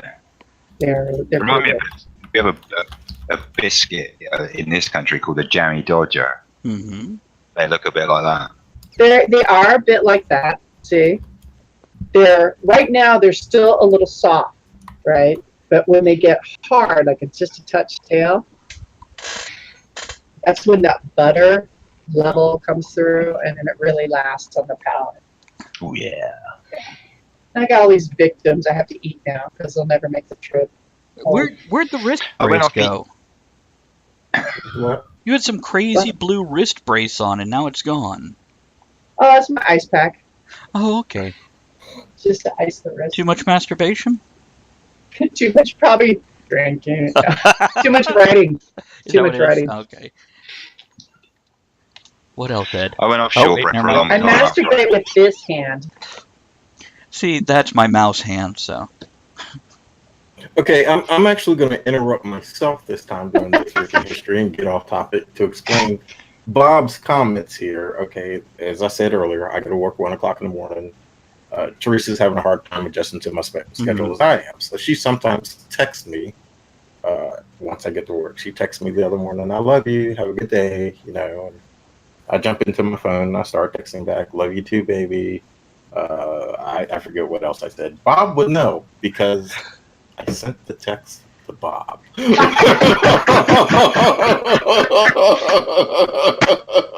Do you have his number? Because we can all do that. And I'm like, of all the fucking people for me to send this text to. So why are you texting Bob at 3 in the morning?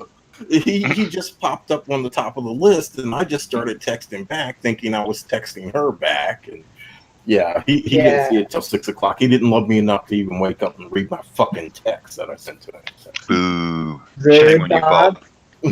Well, he loves you enough to sleep through more than just texting.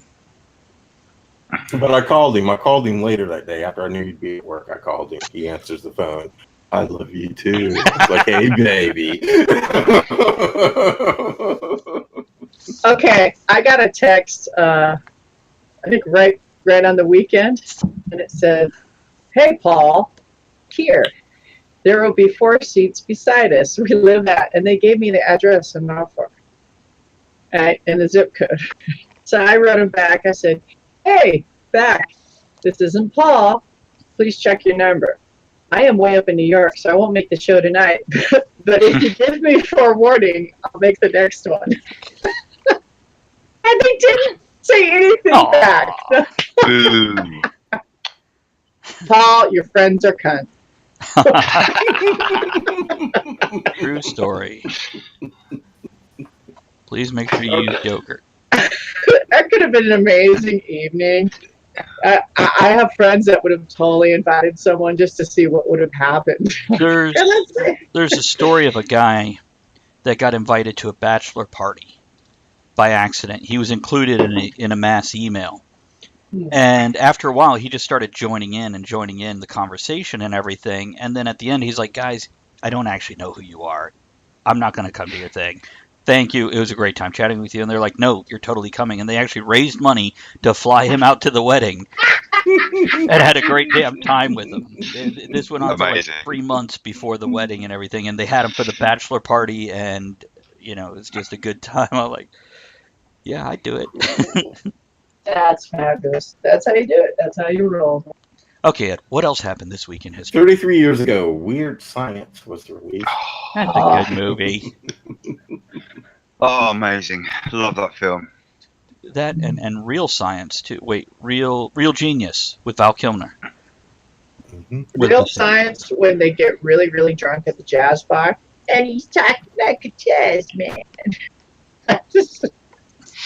Round about the same time in her life, when she suddenly disappeared from the internet for a while, and a huge D notice was served banning a certain series of pictures from the internet against fear of extreme legal action.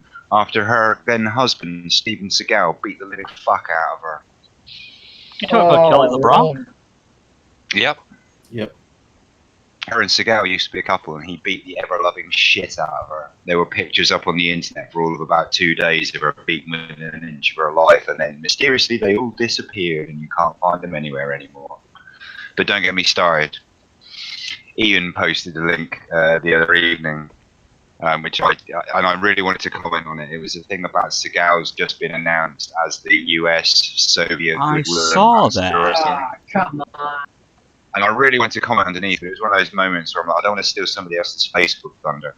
So I sent him a link to that blog article from my blog from years ago. I think you know the one I'm referring to. Uh-huh. I just sent him a link to that. I was like, I think this will explain how I feel about Steven Seagal. And by the way, Chuck, welcome to the show. Here's to you, man. We What up, waited Chuck? for you to show up before we started. Hey, now we can schwack and roll.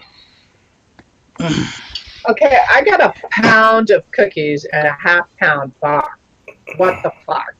Well, that's what you get for $15.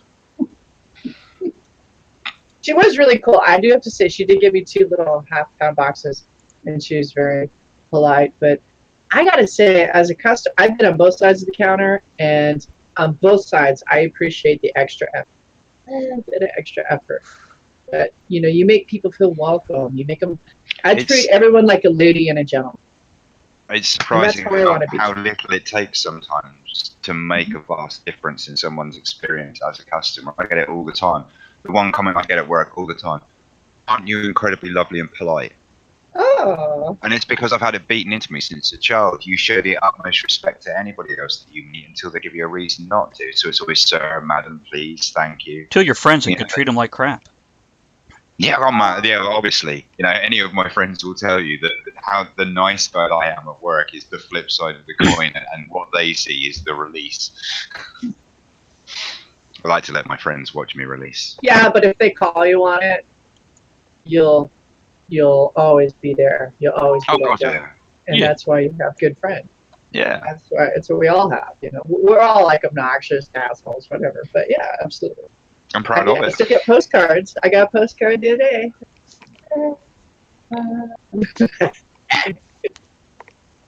Oh, and I just one more cookie I can't fit in. I have postcards from Jamin that I think I left him in the other room, but I need to show them off. He sent 3 postcards. I like the raspberry center.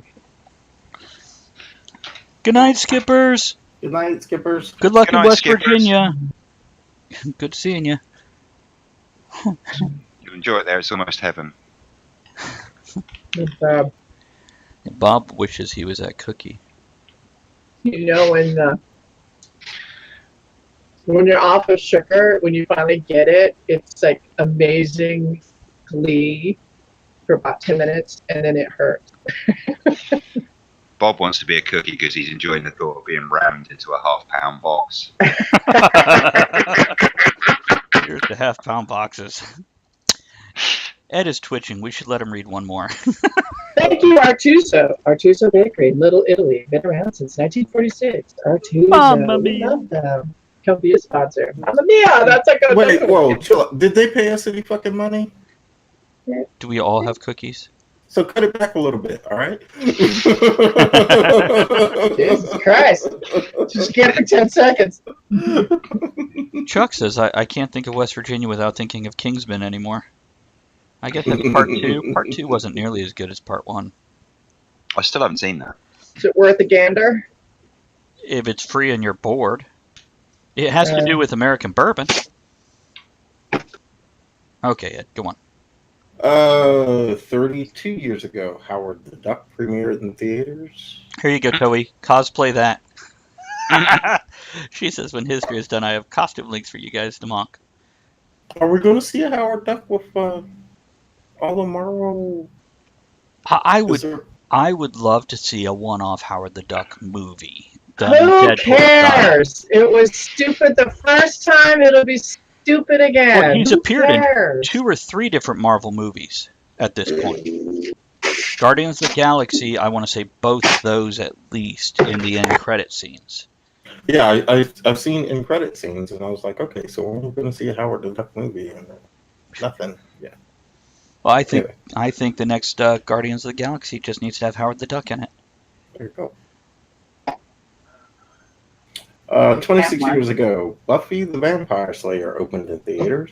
Which he is redoing the TV series with a black chick as the lead, and I would love to see Buffy come in as the mentor, as the Giles. But When you say they're redoing it, you mean they're keeping the exact same storyline but just recasting it, or they're I doing don't a new know. variant on? It's just Joss Whedon had said, I'm going to do this, and that's all there is so far. Yeah. No duck. Everybody's hating on the duck. Howard I would like to just see something. If you're going to do a redo and just get a fucking good actor. And don't play this game of, well, they've got to be gay or transgender or black or Hispanic. Just get someone that can act the crap out of it. Or Jewish. I think Jewish actors are underrepresented. Because they pay for all the movies to be made. They don't Because they're star. directing and producing. Damn it, you beat me too. I was just going to say there's no Jewish actor. Yeah. Director. That's Because right. you know the young man that was in Get Out, he's a black actor. I can't remember his name. It's over there.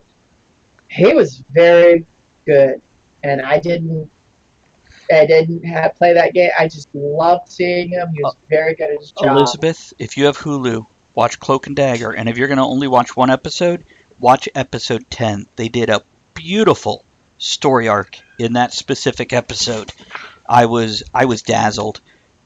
At the end, I was like, whoa, that was Dazzled. great. Yeah, You dazzled. not okay. bedazzled, just dazzled. I forget what else I say. Oh, it was I don't remember. Go ahead, Ed. Yo MT Raps debuted on this day 30 years ago. I would like to see another music video station. I would like to see any music video. Yeah. Well, they have one. It's called YouTube. I Oh, can make one. I I'll be remember. right over. one of the best lines in To Be or Not to Be, the Mel Brooks movie, is when they're informed that the Nazis are rounding up all the Jews and blacks. And Mel Brooks, who plays a theater owner, says, all the Jews and blacks, without them, we couldn't make movies because the blacks did the work and the Jews paid for it. Andrea's home. Bronies are not Yeah, represented. Oh, Briarcup's going to dinner. Enjoy, Mrs. Garrett. Nice, from Facts of Life. Oh, it's a good one. Go ahead, Ed. Current events, August 5th. CBS announces a Star Trek series, and Patrick Stewart will be returning to reprise his role as Jean-Luc Picard. No other details are revealed. New at this time. series, or is he joining in Discovery? New series. Okay, by the way, Um, Amazon Prime, apparently you can watch CBS, whatever their thing is. You can watch Star Trek Discovery on Amazon Prime. You have to pay for it. Do you? And That.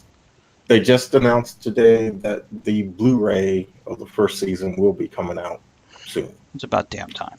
Yeah, I'll buy the Blu-ray. I'm not going to pay them $5 a month or whatever the fuck. Kevin, is it worth watching? Is it worth Yes. buying I mean, the I haven't season? watched the whole. I haven't watched the whole of it. I've watched just past the halfway point. Okay, so you watched more than Bye. 3. Yeah, yeah. I really enjoyed it. It's new and interesting enough, but it's acceptably Star Trek from the out that you're going to feel comfortable with it, if that makes sense. What era is it in? It's relatively futuristic compared to the others because there's discussion of new technology. Post Next Generation? But isn't it supposed to Hey. be before the original series? Well, I'm not. Yeah, I don't know. I mean, it's. There's going to be a test. You gonna look it up? There she All is. right. Okay. Hey, Sassy in You her need a whiskey? orange waistcoat. while he's looking it up more on Star Trek, I also did read today. One of the things CBS does want to do, they do want to do like several different series, even possibly an animated series. Huh. You know, if they get like 5 series going, sure, I'll throw them the $5 a month Sure. for the, but you know, just for one show. John says it's post everything. Good. Thank you. Okay, yeah, you're right. Except for Enterprise, right? It's like between Enterprise and Well, no, I Yeah, think it it- means it's after Discovery- Next Generation. No, Okay. Discovery is set a decade before the original Star The Trek original series, series, but it's yeah. Oh, okay. separate from the timeline of the movies. Okay. Basically, the period is the eruption of the Federation Klingon War. I saw that they met that's Klingon. cool. It is Oh. very cool, actually, especially once you get past the first few episodes and you start to encounter the Klingons a bit more, because the first few episodes obviously focus a lot on the ship and the new crew and developing those characters. Once it starts to move away from that and you start encountering the Klingons more in the storyline, Yeah, it's like, I mean, the Klingon ships and the whole the warrior cast Hi, Daniel. attitude and everything, it's great. I really enjoyed that. And by the way, there's No, no. a trailer out for the new Orville season, and from what I understand, Seth he didn't want it to be as comedic as they made it look in the initial commercials and everything. So, and he also said he would rather do a shorter season and have quality episodes than do a longer season and put less in each one. And he also said each individual episode is going to be like a standalone movie, and I'm excited to see this.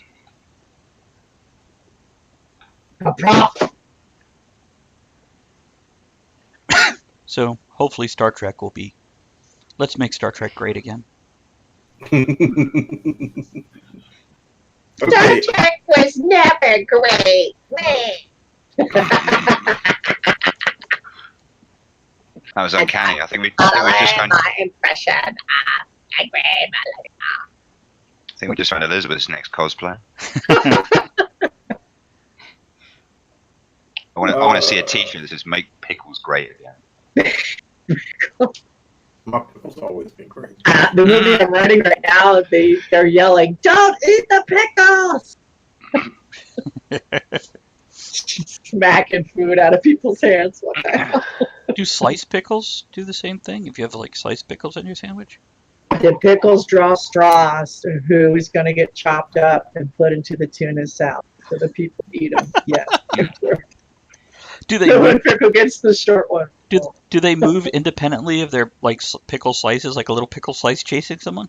I think I got it where they kind of can vibrate, but they can't do much. Gotcha. Okay. Kind of like a snake. And everybody say gets chopped goodnight up. to Daniel, by the way. Good night, Yeah, Daniel. yeah, yeah. Okay, Ed, what else you got this? That's for the next film. Okay. Cartoon. August 6th. I just couldn't help myself. I gotta go there. Good guy with a gun. Doing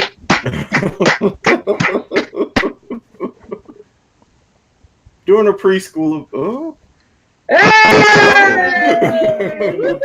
Right on time. Good guy with a gun, baby.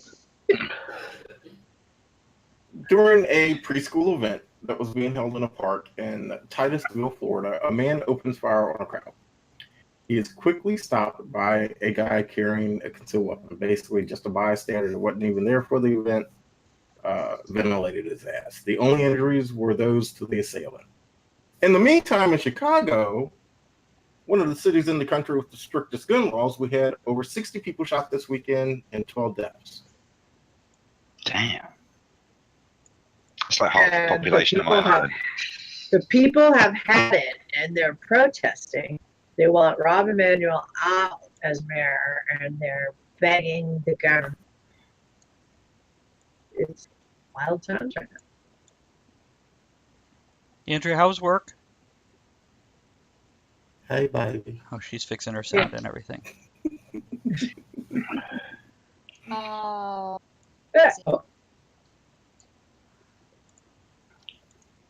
Yeah. Can you hear me? Is it working? Yay. Yeah. we can hear you. Hey. Did you help lots of people? Of course, because I'm awesome. Yeah, you are. Yeah. Oh my goodness, I'm trying to fix the camera and everything, guys. So, what was tonight? Tonight, Kids? since we Fucking off. we decided to You, go. we're waiting for you to perform your Seven Veil dance. That's what we're Yeah, that's not going to happen right now. Because we went with Yeah. we're toasting since we weren't sure when you and Kevin would be in. Oh. So we're having a fuck off night. The store closed at 9. There were still people there when I left. I'm like,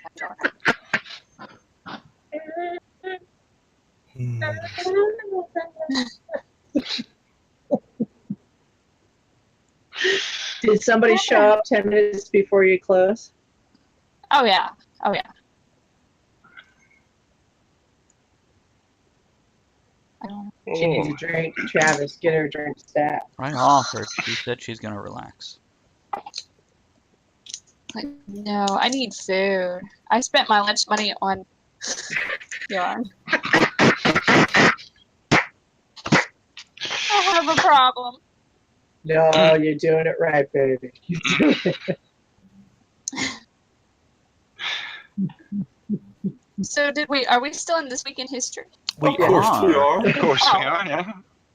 Don't let me interrupt. I'm just here. You God missed forbid it. I anyone should interrupt repackaged This Week cookies. in History. Well, I just remember when Travis had me to start doing This Week in History after Matt left the show, and he was like, 20, 30 minutes. Just keep it short, 20, 30 minutes, blah, blah, blah, blah, blah, blah. It's like, okay, 20, 30 minutes. Let me see. Shit, that's a little bit too long. Let me see. And now... We're lucky if we're done before the end of the show. Now we're going into the This Week in History hour. Yeah. Shall I continue? Yeah. Oh, yeah. Okay. Yeah. All right. And this one's going to be a little bit of an id rant because this is just so wow, people. What the fuck news? Okay. Dallas Cowboys quarterback Prescott, who happens to be a black man, he released a statement the other week talking about this kneeling for the national anthem bullshit. You know, and he basically, what he said was my sentiments exactly. Okay. If you want to do something, get off your fucking knees on the football field and go out here and do something. Because I felt that way all along. You're making millions of dollars to run around on the football field with a ball. Why are you kneeling in your safe place? Okay? If you really think there's something going on with police brutality and black people against black people, go to the courthouses, go to the police stations, go to the jails, go to where all the shit is happening and kneel and sit down and protest. What they did back in the 60s. And back in the 60s, they had it rough. They got hit in the head with billy clubs. They got water hoses sprayed on them and attacked by dogs. Okay? You're kneeling in your safe place. Wow, you're really doing something. But anyway, social media has come out against him. The press has come out against him. They're calling him the house Negro. They're calling him an Uncle Tom. They're calling him a white man's boy. Somebody even called him a slave. Okay? A slave? Really? A slave for speaking his mind? He gets paid $3 million for a 4-year contract. If that's slavery, I want to be a fucking slave. Hell, I'll even call you massa for $3 million because after all, $20 is $20. That's right.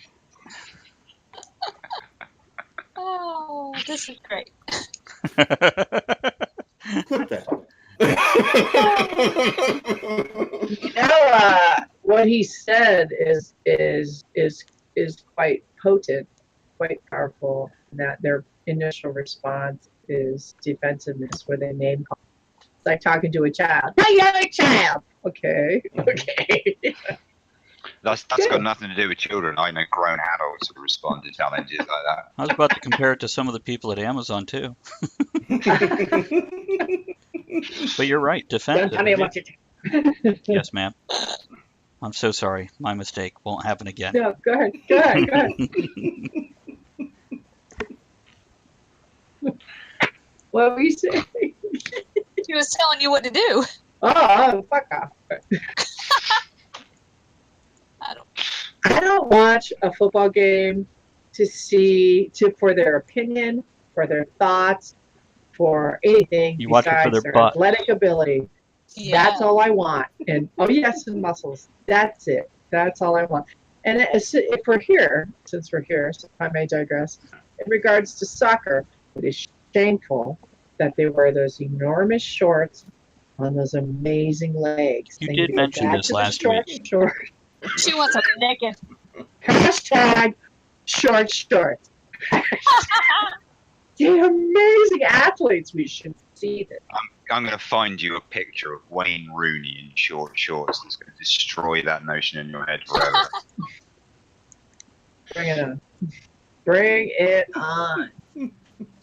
She says hesitantly, but curious. Okay. What was his name again? Prescott. Wayne Rooney. Oh, yeah. Prescott. Oh, sorry. Prescott. All right. Good for him. You know what? Standing up, speaking what you think, dangerous thing to do these times. Dangerous thing to do, apparently. Yeah. Good for him. Well, I understand not only him, but the Dallas Cowboys have basically, and I hate the Cowboys, pledged that would be something they would never do as a team, is kneel during the national anthem. And the owner came out later and said, nope, no kneeling during the national anthem. If you kneel, you're not going to play. So. That Couple was one of my comments. favorite lines. I'm sorry, Travis, go ahead. Okay. Chuck says patriotism is not a requirement. It should be an atmosphere of your country that creates the feeling upon people to react in that manner. And Toei says none of my costume picks are in short shorts. Sorry, everyone. Well, it's never too late, Toei. Never too late. Before we go ahead. Go on. I'm done. I got real quick. Just one more, and this is on topic. I promise. Before she was canceled, it was probably my favorite line. It was in the first new episode of Roseanne when she's at the table with the family. She says, "Okay, well, I guess it's time to take a prayer. Say a prayer." And she says to her sister Jackie, "Would you like to take a knee?" That was a good line. No matter which side you're on, that's a fucking funny line. Ed, I yield to you. I was just going to say, anybody have anything else before we move on to some birthdays? So I'm sure we're boiling over with other things. Only the link I just dropped in the Twitch. Ah. Elizabeth. Do you want to talk about that, Kevin? It's a horrendous picture of Wayne Rooney in some short shorts.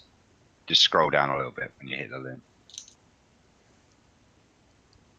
I don't even know who One Wayne of Rooney Britain's is. finest soccer players.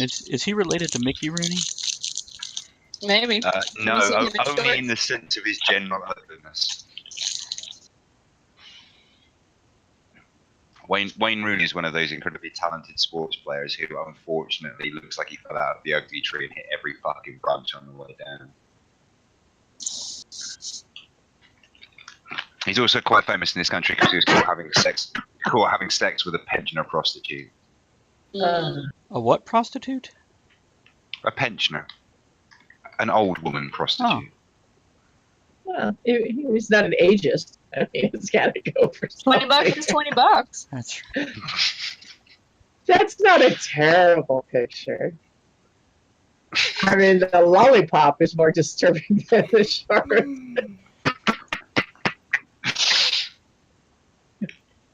birthdays, Ed. birthdays, August 5th. Charlotte Ray, Mrs. Garrett from Different Strokes, and passed away. Oh. Aw.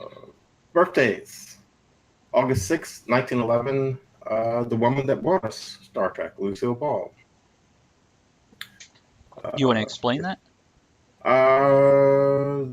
CBS didn't want it because they felt like they had too big of a lineup already. And it was brought to her production company, Daisy Lou, and she pushed and pushed and pushed, and yay, we got Star Trek. So, yeah. I did not know that.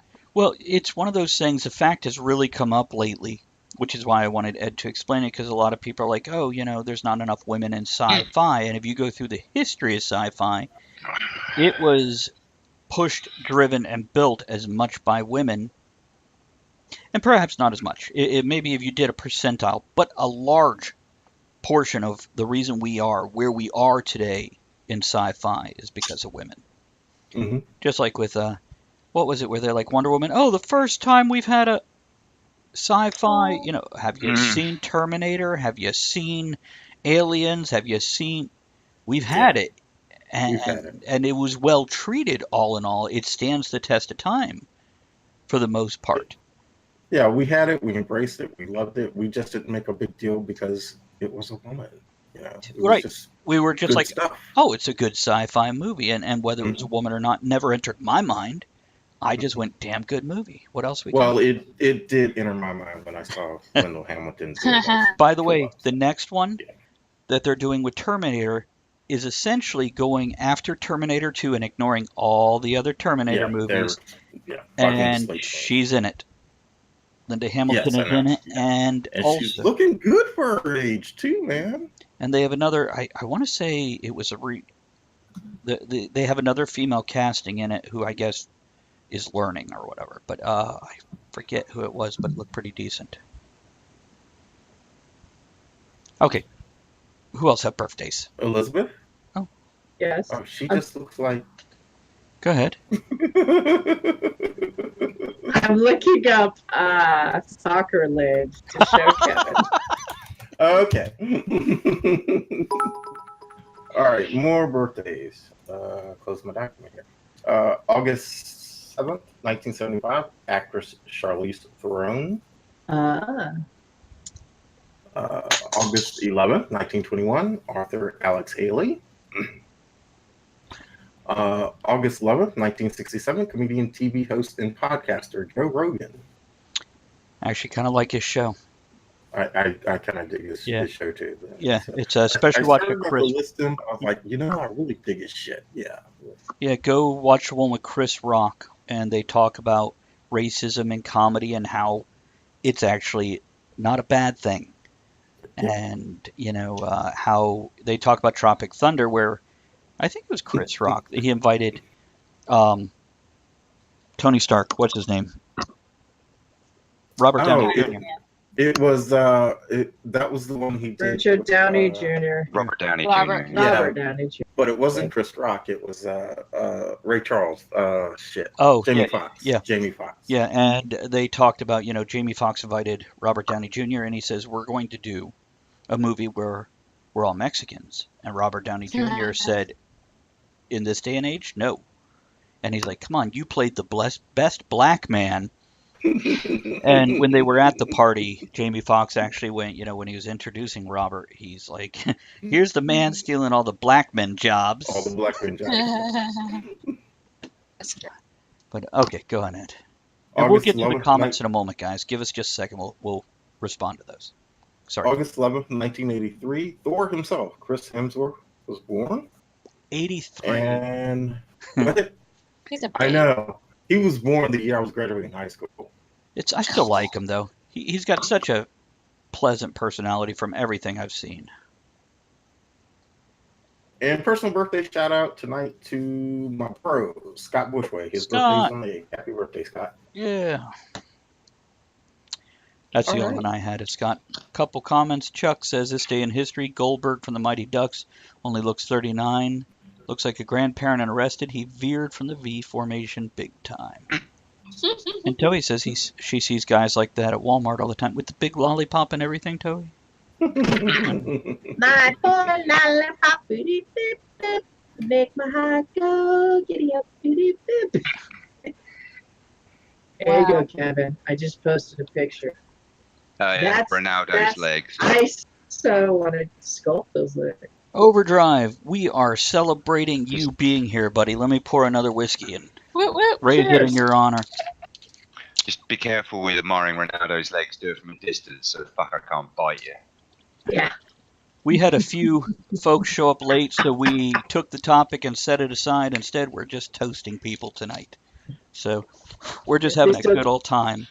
Those are some powerful legs. They still can't win a World Cup, can they? Every hour is the third hour, and This Week in History continues for an extra 2. Yeah. I have a birthday shout out. What do you got? Go ahead. Anthony Fellows Ball.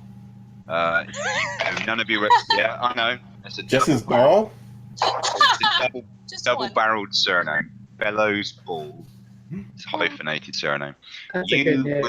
You would probably remember him or not remember him, as the case may be, Travis, but he was the bass player for the Shanklin Fruit Show. Oh, yeah. And is now in a new band, which is Shanklin Fruit Show. Sadly, have folded and gone their separate ways. But there's a new spin-off band from that featuring Sol, who is the singer, and Anthony is in that, and they're called Mr. Strange. And it was Anthony's birthday on the 5th. Happy birthday So to happy him. birthday, Ant. And real quick, Hey. Kennedy, glad to see you. Here's to you. Thanks for joining us. And Hey, Hey, dude. Kennedy. Overdrive says, I see Andrea hard at work on my onesie. Oh, yeah. It is Already going did the scarf for it. Ooh, just wrap it around. Is that what it is? Damn, I thought you'd made me a dick warmer. I don't think it's long enough. Oh, okay. Oh. So, yeah, that's going to be an adorable onesie. She is using the softest yarn ever. It's like petting our cat Otter, who is the softest otter ever. Oh, I guess I could turn off my phone. I had it on vibrate so I can hear if you sent a message, Andrea. Okay, everybody say hi. Hi, Instagram. Oh my god. Mm, Hard at work on your onesie. Are you going to make yourself something for MarsCon? Me? Yeah, you. No, I'm not making myself a damn onesie for MarsCon. Andrea. I didn't assume. I'm only asking. When I was, you mean knitting or making? Because I'm making stuff. I'm making costume. Andrea, But I was, yes. Toei had a great idea. You know how I wanted to be a garden gnome? She said, make a gnome outfit that looks like one of the royal guards outside of Buckingham Palace, but put a gnome hat on it and go as a garden gnome. Guardian gnome, I like that. That could happen. Toei, post your links. Let's see your pictures for your cosplay. We're going to suggest cosplays Yes, for Toei. let's see that. And Overdrive says, don't forget to sew a tie on it for business engagements. His business Oh, onesie. will do. I have a red bow tie for it. Well, see, when I was Hey. finishing this, because I started this the other day, and I'm like, oh, this will make a nice muff. What? You know, You got the a thing you dick put warmer your and a muff. arms in. Yeah, Oh, pretty much. arms. If it's that big, A dead body? we discussed that earlier. Carcass? Toei was giving murder tips. An extra large for JJ? What are you talking about? I have no idea. Oh my god. I think it just started I raining. made Ed wipe his face. she's like, make a great muff, and I'm like, Muff warmer. Well, yeah, muff. You know the things you put your hands in? That's what I was going for. Remember HR Moth and stuff? Remember? Huff and puff. Huff and stuff. No, it was Moth. Puff it. It was Moth. Puff and Puff and stuff. stuff. That's what it HR puff and No, stuff. stuff yeah. in the muff. I'm with Elizabeth now. Moth. I've gone to the muffin stuffing side. Do we have more history yet? Oh my god. Nope. But by the way, What did I Kennedy walk says, into? how long we talking for Kevin? Tom Baker's Doctor Who scarf or what? Oh. My And- favorite doctor. Muff farm, that's right. And Toei's about to post some links here. So, thank you, Bob. Here's to your face. May it never. I'm not even on Twitch, so I don't know who's there. I just keep interrupting with him as I read shit. It's The curiously pointless fact, by the way, the guards outside Buckingham Palace, people always assume that they're like a particular unit. but they're not. They're genuine soldiers who are selected for that particular duty for a set period of time from 5 different regular army units. Oh wow. Okay. She just posted first character, Myra from the Venture Yes. Brothers with the cool wrestling boots. I love those boots. You look Nice. great, by the way. You look That's awesome. awesome. yeah. Look at that. Yeah. I'm not even seeing it. I'm hitting the next button, see what else we got. Oh my. It went to adult models. It's got a Woohoo! girl mounting a guy. We'll go back to What? Toei's picture. Where is it? In the chat Oh, there it is. Okay. Awesome boots. with a T Wow. at the end. And let's see what else you got. Show us more. Yeah. We're not even, That's not her. That's Linda Carter. Oh, the most amazing cosplay costume I have ever. We'll just say it's the most amazing cosplay ever. Wow, she looks great. I love the gloves. I wonder where she got it. see, I suggested. I apparently nice. went in. I like the death costume. That's great. I gotta check That's that out. Hold on cool. a second. Andrea, she also cosplayed Archer's mother, where she was constantly drinking. Oh, That's fabulous. Oh yeah, Lady Death. That's good. Wynn, you have definitely kept a great figure. Well done. Yeah, when you're hot. Chuck says Travels will get back to those pictures later. does she have a picture of the her as Archer's mom? That would be fabulous. We want to see. Absolutely. These costumes take a lot of work. I They want to see do. it. They do. And she's got such a clever mind and wit that Yeah. You need to enter my contest at MarsCon. hell yeah. Yeah, she does. Oh, by the way, Wynn, Elizabeth should be joining us for MarsCon as far as we know. So make sure you She will. try to make an appearance. I probably will because I have to go to Indonesia in March for a wedding. Do you really? That's awesome. I don't have to, but I'm going to. Hell yeah. That's fabulous. Yeah, that's what I'm saving up. That's I've done so much research. Of course, they're having earthquakes like hell right now. I've done so much research when I wrote Pirates screenplays. The water's amazing. And to go and you know people. That's So better, If you end up in jail, they can get you out. I mean, yeah. Don't end up in jail. I'm so glad you're It's planning not ahead good. for that. Oh my goodness. Damn. think ahead. It's not bad to have a bail call, to have a bail buddy. And I share that with everyone. You know, and I've met people and we hit it off and I say, hey, call me, I can be your bail buddy. And they laugh. And I was put onto that by that show Singles about getting a porn buddy. So if you were to die, they go to your house and take all the porn out of your house. So none of your family finds it. Yeah, I can do And that for somebody. You'll be a bail buddy. Happen to end up in jail, they show up, give them the cash, and then you pay them back. The best part, Only Andrea. one time. No questions asked. One time. Andrea, you want to tell them how old the person was you had the agreement with? Oh, she was older, like almost 80. And Andrea had the I'll remove the porn from your computer deal. A few comments my here. friend's got, you know, like when you have like a medical condition, you have medical bracelets. My friend has one, and on the inside of it says "delete my browser history." A few That's comments fabulous. from the crew here. And by the way, there are 4 pictures by Toei up now. They all look awesome. Overdrive That says, Amazon costume's amazing. Yeah. Overdrive says, I cosplay every day as a general all-around blue-collar, borderline alcoholic working schlub. Bob says Toei made my highlight reel. And Is that what you Kennedy call it, once Bob? goes to MarsCon. January, book it now. Book it now, Kennedy. It's only a 5 to 7 hour Book your hotel now because it sells out. If you don't go, let me know and we'll put it in someone else's name so they get the rate. But it sells out. And the hotel's around, so just tell me. MarsCon.net.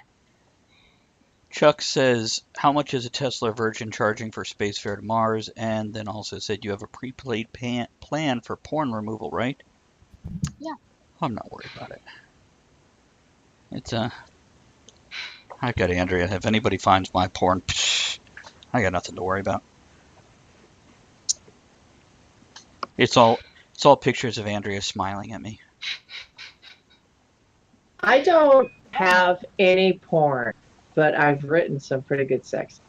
I was gonna say we can fix that if you want. I don't need any help. I know what I'm. I got. I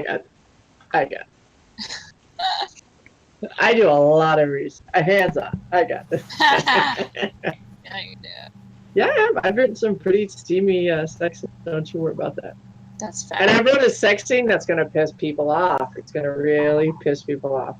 Oh my god. So I So like halfway to do through, it. one of them goes down on one knee. And it says a prayer. It's just a prayer.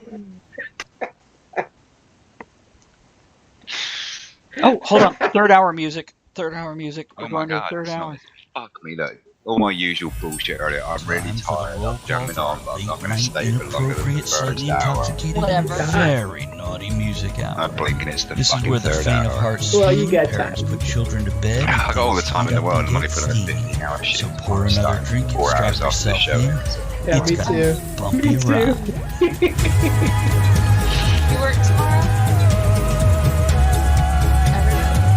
I am, yeah. I work. I'm in charge tomorrow, so shit's bound to go wrong. Oh, If I have anything to do with it. Overdrive already has his hotel booking for Mars at the Olympus Mons Grand Astoria. that's great.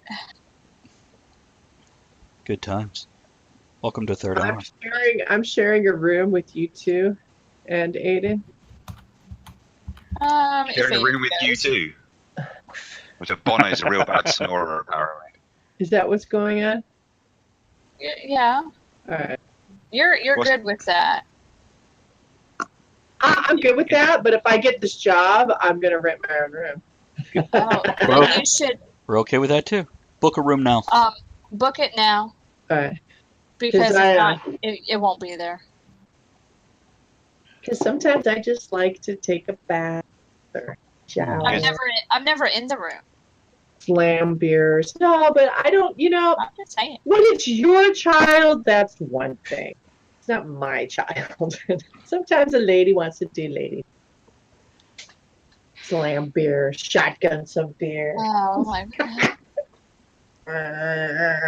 Sex talk with Dr. Ed and his mystery boxes of adult toys in his casting room. From Chuck. I like to Where, create up. where's the toy box, Travis? Speaking of. Oh, it's right over there. There Toei says, yeah, I've been up since 4:30 a.m., which is why I'm punching off to posting stupid photo links. Overdrive says, I've never read any porn either. I just a few pop books, Polaroid flip books. Kennedy says, I just had a romance writers reading. My friend Alexis won best first book earlier this month at Romance Writer. Well, congratulations to her. That's awesome. Good old Alexis. Popular name nowadays. Yeah. Ed, did you have a mystery box of adult toys?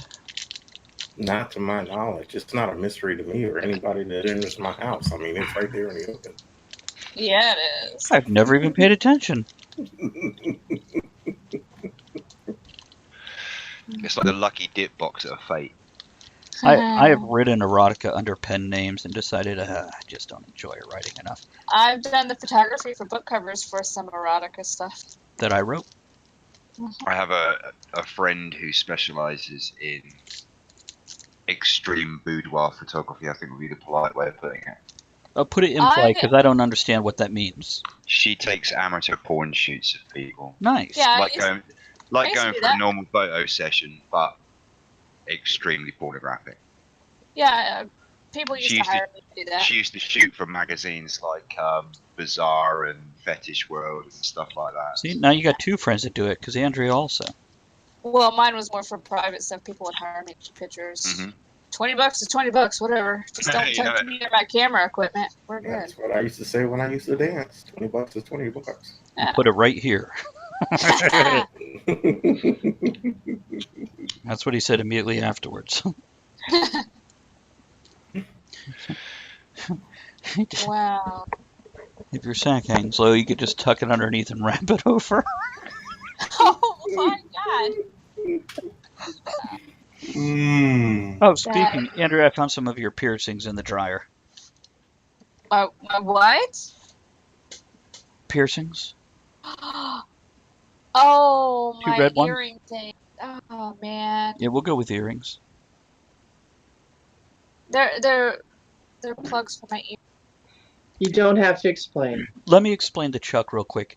Bob is our resident troll. We have a PowerPoint presentation ready to start. Ed, cue it. About Bob. He's our About Bob? resident troll. We ignore him when he gets inappropriate. Very rarely do we have to correct him or anything, but But Bob's alright. We like Bob. he's all right. He's all right. Cannoli Bob. But Chuck, thank you for questioning it. If you were looking to protect the other viewers. We always question. I'm not looking at chat, so now I'm curious. There we go. Oh. It's you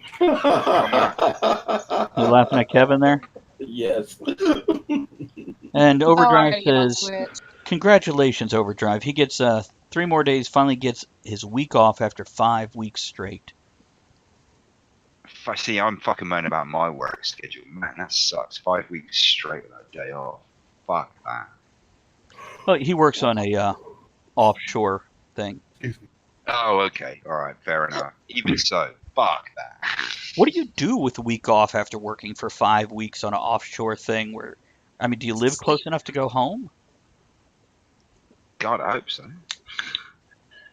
Imagine being stuck in an oil. You got a week off, but you can't go anywhere. Mm-hmm. I'm just going to sit here and not work on the offshore thing. Oh my God, that's awesome, Ken. He said the story submitted to the Fair Anthology has the line $20 is $20. Mm. That's just fun.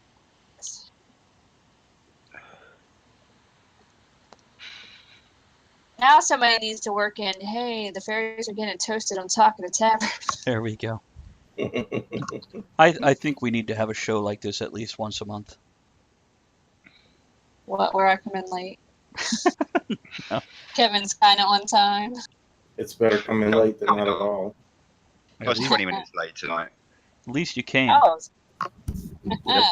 I'm sorry, I didn't realise the camera had caught that. Oh, boy.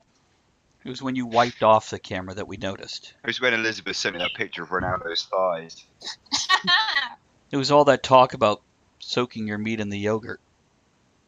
Oh, yeah. What the hell? Nope. Things you miss when you're late to the show. No shit. It was following an incredibly interesting conversation about marinating techniques. Okay, Ed. Overdrive Yeah. says, what do I do after 5 weeks straight? Have drinks, shoot guns, not in that order. No. Oh, there you go. And sleep. Mainly sleep. Where's Elizabeth? She left. She did. She needed a break. There she is. Chuck just says, wait. the story I submitted was inspired by Kevin's story from my life. $20 is $20, but I'm jonesing, so I'll take $1. Wow. And you got bits for Kevin. Hey! He threw the Thanks, equivalent man. of a quarter, or not even a quarter, sorry. Yeah. 20 cents is 20 cents. That's right. You're worth every penny, Kevin. Every penny. You know it. It's welcome As back, it says, Elizabeth. thank you very much for flinging your bits at my face. Woohoo. Oh. Cool. Third hour. We're gonna I be- had an invitation to go see a special company screening of The Meg about the giant Oh. shark. Was it in Norfolk? Is Paul No, gonna here be in there? New York. Cora gets all these amazing screenings because she's the horror girl, I guess. That's Nice. awesome. We couldn't, and neither of us could go, which is a shame. Is that the one with Jason Statham in it? Yes. Yes. Mhm. You've seen the spoof that's been doing the rounds on the internet where they've photoshopped a picture of Meg from Family Guy onto the cover of it. No. But what was the other thing I was supposed to look up? Jamaican shark? Reggae. Reggae Shark. I did pop a link in the chat, Oh but it was my ages God. ago. I'll tell you what. Are you on Twitch? I'm on Twitch and I'm on Okay. Dredge or Hold, Drudge. hold fire. I will repost to Twitch. Alright. Reggae Good. Shark is hilarious. I like it. I'm ready. I'm waiting. I'm looking. I get it. Okay. It's playing in my ears at the moment. I don't want to turn it off. Well, keep your pants on and you won't. I see you guys in a bit.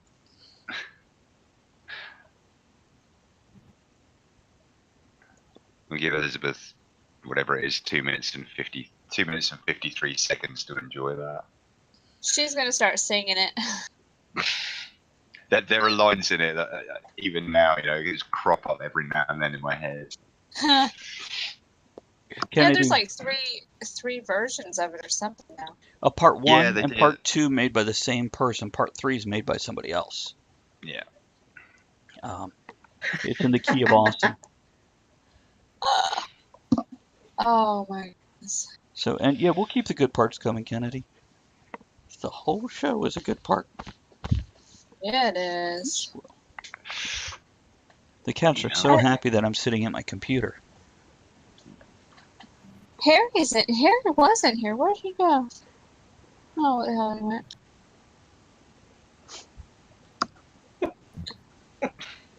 Third hour, we're going to be quiet for the I'm third trying hour. to concentrate on you guys, but I'm having too much fun watching Elizabeth's face. That's funny. There it is. Awesome. Reggae hit. That's funny.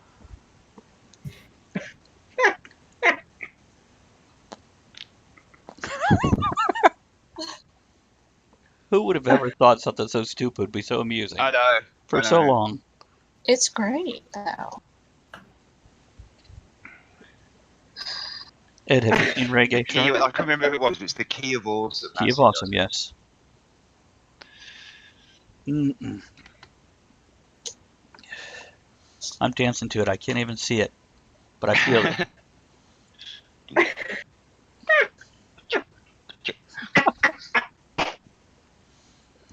Toey says, Wow. the next costume I sort of want to do is classic Felix the Cat, but I have to figure out how to make this his bag of tricks so I actually transform it.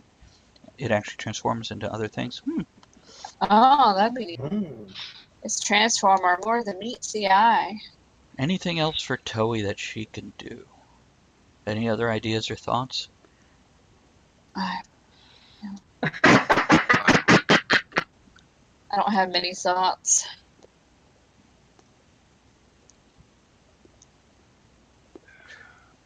Reggae shark. Exactly. It's funny, right? There you go, Toei. Goes Reggae Shark. Oh, Get one of those shark snuggies and put on some dreads. But you can't light a blunt under the sea. Reggae shark. Question for Can't you, drink, dude. I gotta head off to work soon. I wish I could. Mm-hmm. So how's that going for you, Ed? I mean, are you like gotta walk around? You're the bad guy. You gotta walk around and stare down the employees. Oh no, I don't even walk around. You can't. If you're one of the people that unloads and loads trucks, you can't take a bag in. You can't even take your cell phone in. They have to walk through a metal detector when they come in. We have that at Amazon. I know And exactly they what you're have to talking walk about. through the metal detector when they go out. So all I have to do is just stand there at the door looking. They can bring a little lunchbox in, look in their lunchboxes, and blah blah blah blah blah. Yeah, we have that at Amazon. They're like, yeah, you That's can't. got to be uncomfortable having to walk past you with only a little lunchbox there. Does that mean I'll be barred from work in there? Yeah. It's really bad. The drivers, the rules don't quite apply the same for the drivers. The drivers, since they're on the road, they bring massive bags with bottles of water and so forth and so on. And man, their lunches are great. And they don't start coming in until like the last hour and a half of my shift when I'm starving. Oh. Yeah, so I'm standing there, it's like, God damn. Just What say do I you have to motherfuckers want to share? Just Yeah. confiscate it. Be like, yeah, you can't have that You tonight. can't have that in here. Sorry, they've banned roast beef hoagies. I'll be taking that. Oh God, that sounds good right now. We want to go to Wawa after the show. Do Oh, pack some awesome lunches. Yeah, if there was a Yeah. Wawa between here and work, that would be a danger. see, when I used to, before I moved up here, I used to go by Wawa every day. Love Reggae Shark. it. Yeah. You don't want to arm ya, you just want your ganja. Yeah, you just touch your guy. Reggae Shark. Oh, there you Got the go. 90s from his. Chuck says get collapsible magician props that go back to full size, like the fake sword for sword swallowing or the bottle that crushes and comes back to shape. That's a very good call, actually, and there's a lot of magic suppliers online these days where you can buy that kind of stuff from relatively cheaply as well. Oh, yeah. Do they have it in a lamp? I just need this lamp and this cup and that guy's arm. Did you show everybody the mug, Travis? I was drinking out of it earlier, but I showed Oh. it last week. It just had a crack in it last week. This one is. But I don't think you showed it last Monday, did you? I don't know. They saw it. Yeah, I showed it last Monday. Show it again. It's in the kitchen. Wawa is awesome, Chuck. We love our Wawa. She What's says, a fuck? What is it? What's a fucking Wawa? I'm okay. assuming this is like a restaurant chain, yeah? No, No. It's a gas station. It's a gas station. Oh, okay. but That has it's got like food. 24 pumps, first of all, and it's clean and well lit. And then you go in and they have like fresh fruit. They have all your usual sodas and chips also, but they have fresh fruit, fresh sandwiches, and then they have a deli counter because it originally opened PA, Pennsylvania, as a deli, and they added gas pumps to it. Then it franchised. Their And food is good though. yeah, you go up and you order, and unlike Subway where you get these thin sheets of meat, and your sandwich that you paid $7 for has, a quarter inch of meat on it. They pile it on, and it's all fresh, and they're really strict about getting rid of it, and they have good coffee. No Wawas in Florida, live there, but Yeah, the working on- coffee is really good. And they're 24 hours. Yeah. They're open all the time. So that's the one thing this island really needs. There is nothing on our island that is open 24 hours.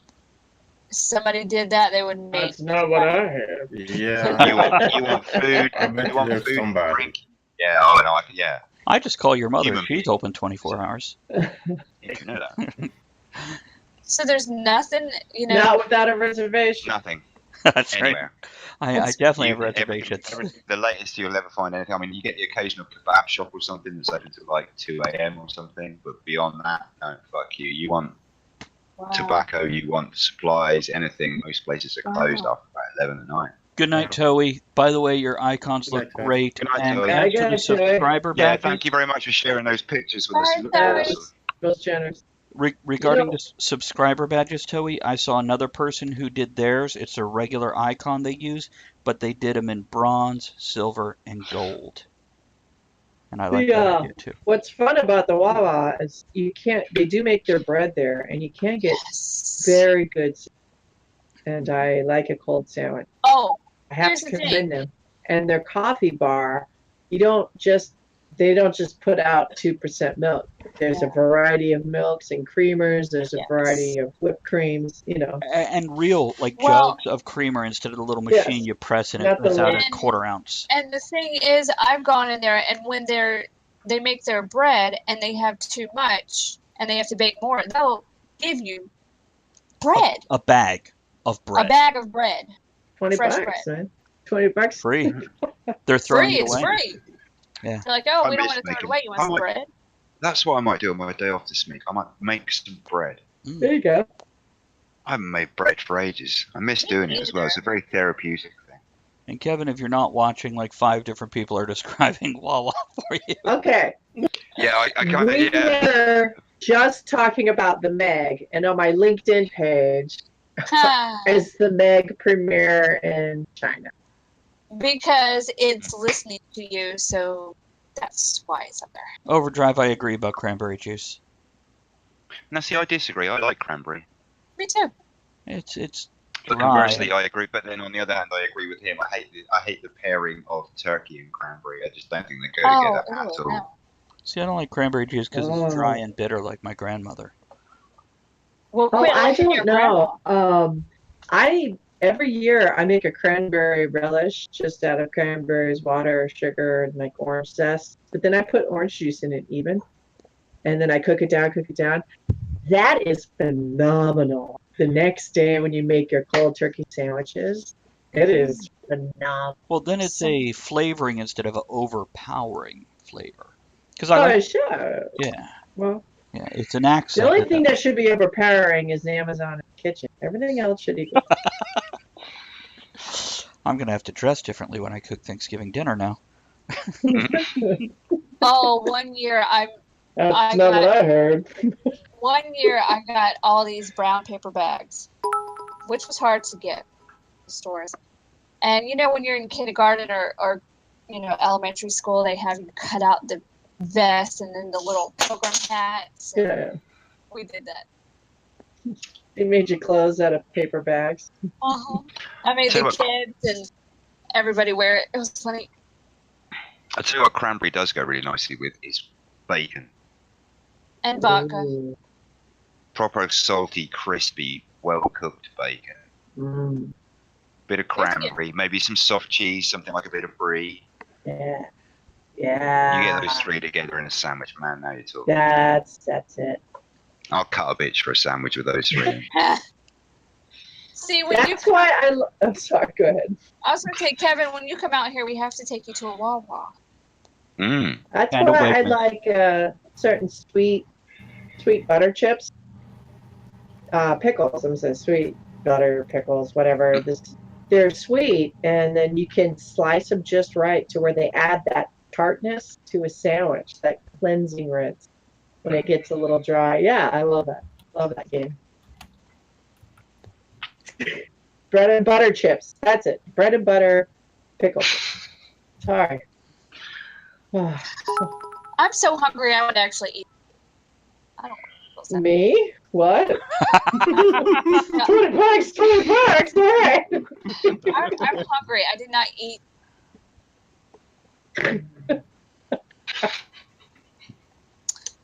I'm a full meal. You better prepare yourself. Oh, Travis, go get her something to eat. Save this poor woman. as soon as it's 11, yep, I'm going. Sorry. Yep. Are we driving or am I cooking? Oh, I'll go in the kitchen and make a sandwich. We do have ham and just a little bit of cheese. Cranberry. Yeah, I know, like 5 pounds of it's all good.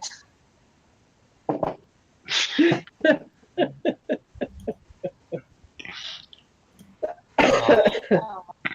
I was in Little Italy buying this stuff, and it was the whole trip was supposed to take me, I told you, like 5 hours tops. It took 7 hours out of my day to do this just because Ugh. New York was like, fuck you, Elizabeth, fuck you. Okay, so, right. And I finally get there. It takes me like 3 hours to get there, which normally takes an hour.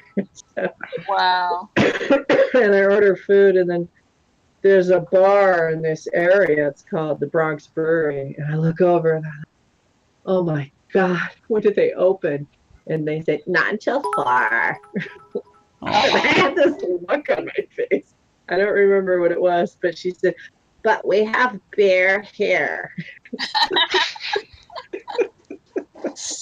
And then I said, well, what do you have? Well, we have Peroni, Heineken, and Blue Moon. I said, that's it? Don't you have anything else? I had a Peroni. Jesus. Did you? Yeah. You poor bugger. God, it was like 98 degrees. I said, fucking. It was like fair enough, I 38 suppose. degrees Celsius. Peroni makes me laugh because in this country it's marketed to the UK market as a premium beer. Just give you an example, a pint of Foster's in my pub is £3.65. Oof. A pint of Peroni is £4. Oh, that's overrated. Wow. Now you go to Italy where it's made, and to them it's their version of Foster's. It's the cheap shit, nasty Yes. beer you get everywhere that's cheap as fuck. But in this country, it's viewed as a premium import quality beer, and it's not. It's fucking bland as shit. I don't like it. I like a Pilsner. I like that metallic twang. I like that. Peroni is just heavy and like metal and deadening on the throat. I do not like it. I had an American tourist come into the bar yesterday who was on the island, and he was over for the first time in the UK. He'd come straight to the island from the airport, gone to sleep at his friend's house, got up, come to our bar. We were the first English pub he'd come to, and his friends were all like, "Oh, you've got to try some real English ale. No, don't drink lager. Have a pint of proper British beer." And he looked a bit skeptical. And we do this thing in our bar where you can have a free taste of the beer. So I said, "Would you like a free taster of the 3 ales that I've got on at the moment, so you can see if you like one more than the other?" I have never seen a man's face screw up so much like he just sucked a raw lemon than the guy trying British beer for the first time. He tried all 3, and his friends were like, "Which one do you like the most?" And he went, "The lager." Where was he from? I don't know. I didn't get a chance to ask. Oh, I'm not good enough with regional accents to pick it out. Because I mean, I hold European beer as like the standard. I do. If you can't match that, forget about it. And then you can get in your debate about German or British or Austrian or You had a pint of Stella. That's like airport beer. Couple comments here. By the way, Chuck says don't feed Andrea after midnight and don't make her wet. Oh, he said no water, but whatever. Yeah, take that to heart, Travis. I think Andrea would like to not concur with that. And Overdrive says I'm not usually a beer guy, but an ice cold Younglings is good stuff. And Kennedy says I'd go for Blue Moon if those are my choices. That's the one that's got like orange or something, right? Well, at least they serve it with orange. 120. It's Budweiser's version of a wheat beer or a white beer. It's okay. It's not very flavorful. It's very light. God, I love British beer. What a palate would say that British ale isn't any good. I suppose you have to bear in mind. I'm assuming he's from Portland. Well, I don't know. I mean, you say that, but my former childhood friend Damien, who used to live here when he was younger, is now married and lives in America, and he lives in Portland. Thanks, Bob. And his Instagram is full of nothing but really nice bars with like amazing ranges of beers and stuff. So yeah, I agree. But oftentimes they get their I only drink IPA, and it tastes like old cigarettes in my mouth. I don't like it, and they're really opinionated about it. If they come by your shop and try to buy wine, and you call it the Willamette Valley, because they all know it's the Willamette Valley where the good grapes are grown.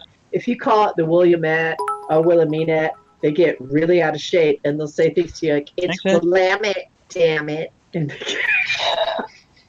they're very opinionated. So that's why I went there. Most of our good beer is made in Kent, which sounds remarkably like the kind of person who doesn't like it. Oh, by the way, Chuck says English British pub beers are awesome. I tried a lot of them while I was there. So did Andrea. I bought a bunch of them. I don't really care for beer either way. I just had to order a pint. You can drink them all night long. All night. Here's a question, Elizabeth. Overdrive says, I've never tried a proper British ale. Do they import any here in the States? Well, what do you call proper? I mean, yeah, they'll even import a cask beer, and they'll import the mass-produced. Just depends where you live and what you want. He's got a week off where he's shooting guns and drinking and sleeping, so what do you recommend? Yeah. And don't forget, he's like right there in New York, New Jersey area. I'd go to a local pub here. Okay. I'd go hit the pubs and just try an assortment and maybe work your way towards a bitter and then just go buy what you like at the local store. Chuck And said, especially, it's very common, Kev, here in America, they'll let you choose beers. Sometimes, sample them. Sometimes they'll have a limit to what they'll let you sample, but they'll generally let you sample like up to 6 or 7. By the way, Chuck said, I like tons of beers. Variety is nice. Local bar at 49 beers on tap. Get to experience a lot of beers. Then he says Diesel Punk Double IPA tonight. IPA. Pumpkin spice for white men. Kenneth says Samuel Smith's. Is that a proper drink? Yes. And Overdrive says, what do I call proper? Hell if I know. That's why I'm asking. Kevin, what I do you don't know what recommend? you like, Sunshine. You should drink what you like, don't you? I tend to drink things that are I can drink a lot of. I like to drink, so I want to drink a few in a row. Kevin, can you mention a few that you think might be over here? I'm just scanning through. I'm trying to look at a couple of articles here because it's not something I know a lot about. So I'm just trying to work out what you can get there. I've seen a couple of Cornish Coaster, which is by Sharps, is quite a nice ale, and it's quite mild. So if you're going to go for something that's a proper British beer, but that's not at the extreme end of the flavour range, that's a good one to go for. Or Badger make one called Golden Glory, which this article says you can buy in the US, but it doesn't mention where you can get them. But I'm curious about this now, so Just bear with me. Hit up a good. What was the name of that again? Sorry? Repeat the name. Which one? The Cornish Coaster? One after that. Or the Golden Glory. That's it. And it's made by Badger Ales. I've heard of it. Chuck says they import Ingus and Gun, as well as Paddington. Yeah. So are those good? They're okay. It's okay. Yeah, it's not a bad one. Just remember, and I'd like to remind the audiences, British ale is not probably going to be the best one to drink on a super, super hot day because it's not made to do that, right? Like right now, it's 100 degrees out. I'm not going to drink a British ale. But when it's in the lower 70s, or 60s, it's fantastic. So bear in mind where you're drinking it. 5 to 8 degrees is the ideal serving temperature for a British ale. But what's the ideal temperature to drink it at outdoors? You don't want to drink certain beers when you're in the heat. Well, the problem is that once you lose a lot of the flavor complexity as the liquid starts to warm up. So you don't want to drink it on a really hot day because chances are, for a start, unless you've got a really good condenser in your cellar, that on a really baking hot day, the cellar is not necessarily running as cool as it should be. And a properly chilled cellar is vital to get the best quality out of a British ale. You have to bear in mind as well, it has to be conditioned when it arrives at the bar. It's stuff in cans, fine, that's already been done for you. But when we get a barrel of ale into our pub, it's not like it turns up and I can just tap it and start selling it. I tap that barrel and then it sits there. As soon as you breach the barrel and allow air into the barrel, you begin what's called secondary fermentation. Once you allow oxygen back in, the yeast begins to react again and it starts to bubble gently. You have to leave that beer to condition at an absolute minimum for 72 hours and ideally for 3 days before you serve it for it to reach optimum sort of drinking condition. So it's far more temperamental in terms of its best serve than a lager is. The details. It's the little details that we're missing here with fast food and shoving it down. A secondary fermentation. I do have something on this topic. A living thing. Sorry, go ahead. It's okay. By the way, Kennedy says, Kevin, are you aware that John Cleese used to do Heineken commercials in the U.S.? You know, $20 for $20. I'm not, no, although I'm not surprised about that. Now, what I wanted to talk about is I got on the phone with a buddy this weekend. I like Cryptic's comment there. British ale is proper for a constantly overcast, dreary, cold day. You're not far off. Cheers. It's true. I have a buddy that's been brewing his own beer for about 8 months now, and he said he's come up with a couple really good recipes for like a red, an Irish red, and an Irish blonde. Sounds like a good night out, Ed. But I was thinking, if I can grab his recipe from him, maybe I'll make him here and then bottle him and slap a Talk of the Tavern sticker on it And drink Talk of And the then Tavern drink 'em. Brewed Beer. That's Yeah. right. Not sell them, just drink them. You want one, you gotta come here and get it. Maybe when I do a live show, bring a dozen or Yeah. so. Okay. You Do you okay? guys have Publix where Yes. you are? Yes. Some Okay. places have it, yeah. Apparently, Publix is a good place to look for British beer. I'm just reading a TripAdvisor question where someone was Wegmans is asking a good place. where Wegmans is the best place for import beer. they mention. I mean, you can get Bass, Newcastle Brown, Hmm. Harp, Hmm. Smithwick's Irish. Mm-hmm. Just reading through it. I mean, That's I'm not good. necessarily guaranteeing you're going to find all of these. And it's These are pronounced just British Smittix. people have said. What else can you get? A Speckled Hen. Now that's a nice Oh, one. that's a good beer. I'd recommend that. Spitfire, London Pride. All three of those are really good beers to get into. And apparently they are or have been available at Publix. So Speckled Hen, Spitfire, London Pride. I've even had Speckled Hen on tap in Virginia. It is Nice. Elizabeth, how long are you going to be in this state when you come visit tomorrow? 14 days. Okay. I don't know if you have time. I'm sure you've got a list of things you're doing. Yeah, Cryptic A list comment of there saying people. Yeah. Cryptic says I tend to go for high gravity IPAs. They're not for the light of heart. You are not wrong there. I have 3 ales on sale in my bar. 2 of them are what I'd refer to as session beers. You can drink multiple pints before you fall over. One of them is not. And if any of the tourists come in and go, what would you recommend out of the 3? My first question is, how long are you staying for? It's a good question. Because if they're staying for 2 or 3 hours with the family for lunch because the kids are in the play park or whatever, and he's like seeing 4 or 5 pints while he's there, I say go for one of these 2 session beers because you have 5 of these and your wife will be dragging you out by the ankles. It's damn it. Oh well. Janet. I don't know. I was saying You were something. asking how long she's going to be here and her schedule or something. We should stop by a pub and have a few beers. I was going to approach Andrea on I'm willing to have you guys come to the house, pick me up. We'll go hit your sister up, say hello, do a big hello, and then we can go somewhere. I know a bunch of places and go have some beers and then drive back. My sister? Yeah.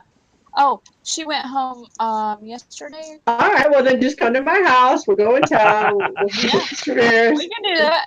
My father might even make us dinner. He's a hoot. They're fun. We'll see what happens.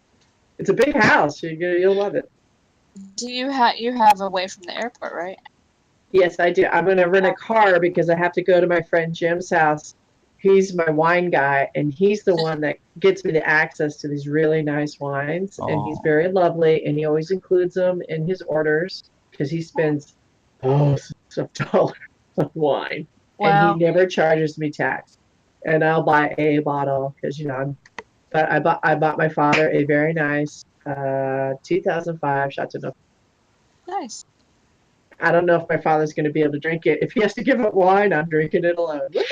So the temperature thing is quite an interesting thing going back to that minute because I'm just flicking through the same article that I was reading, and there's a couple of Brits who are now living in the US who are commenting on the thread, and they're all saying that yes, British beer is lovely. And it was one of the things they were worried they were going to miss when they moved to live in the US, but actually, it's really not that ideally suited to drinking in a much warmer climate. When you're drinking it in hot temperatures, you don't appreciate it the same way you do when you drink it here. There's definitely fall beers and winter beers, and it's not an IPA. Elizabeth John says come to the Comic-Con. It's in Gloucester, and this is coming in. Will you have beer? So, it's at the library. Probably not. We can bring it. I find that, Kevin, I'll agree with that but to be fair, hot temperatures is only 3 months of the year, 4 months. And I find at parties, especially when there's a variety of food or drinks, and I don't want to go, I just need something to settle into. That's when I go for the British beer or the German beer. But keep in mind, we also have AC, so it might be horrible outside, but if you're going to be inside for a while, you're okay. Yeah, that's Yeah, And they tend to keep beer very cold in American establishments They do. because Yeah. it's just something to bear in mind. If you're going to try British beer and it's your first time, don't drink it outside on a boiling hot day where your glass is going to warm up quickly Yeah. because you're not going to appreciate it at its fullest. or if I may be so bold, a lot of times they'll have it in casks, which they intentionally keep it at the specific temperature recommended by the brewer. Tends to be a little bit more. You get a smaller glass, but then it's as close to as it tastes in the country it's from. Yeah. And that's it's tough. You can't taste British beer the right way because you're not in Britain. You're not by the water. I Or can by the read air. a few comments here. Let's see. By the way, The- Chuck, I love Especially spotted hen is fabulous. Chuck. I love reds. It's hard to find even Killians anymore, though. It's the reds are gone nowadays. Kennedy says I can get most of those beers from my local store. Had Speckled Head once, and I tapped that. We read the Dogfish. Okay. John says there'll be beer after Comic-Con. Chuck also says lean between 8 and 12% for good beers. Anything lower is for a long day where I'll have a bunch of beers. And Kennedy says, my opinion, we're living in the golden age of beer. Yeah. It's And that's funny. I've sampled a lot of beers, selling beers, and even when I can appreciate the bourbon barreled, stout aged in this and that, I always go back to the beers that are just solid, smooth, and you can drink a lot of. Name 3. And it tends to be the European. Well, free. It's always. Name 3.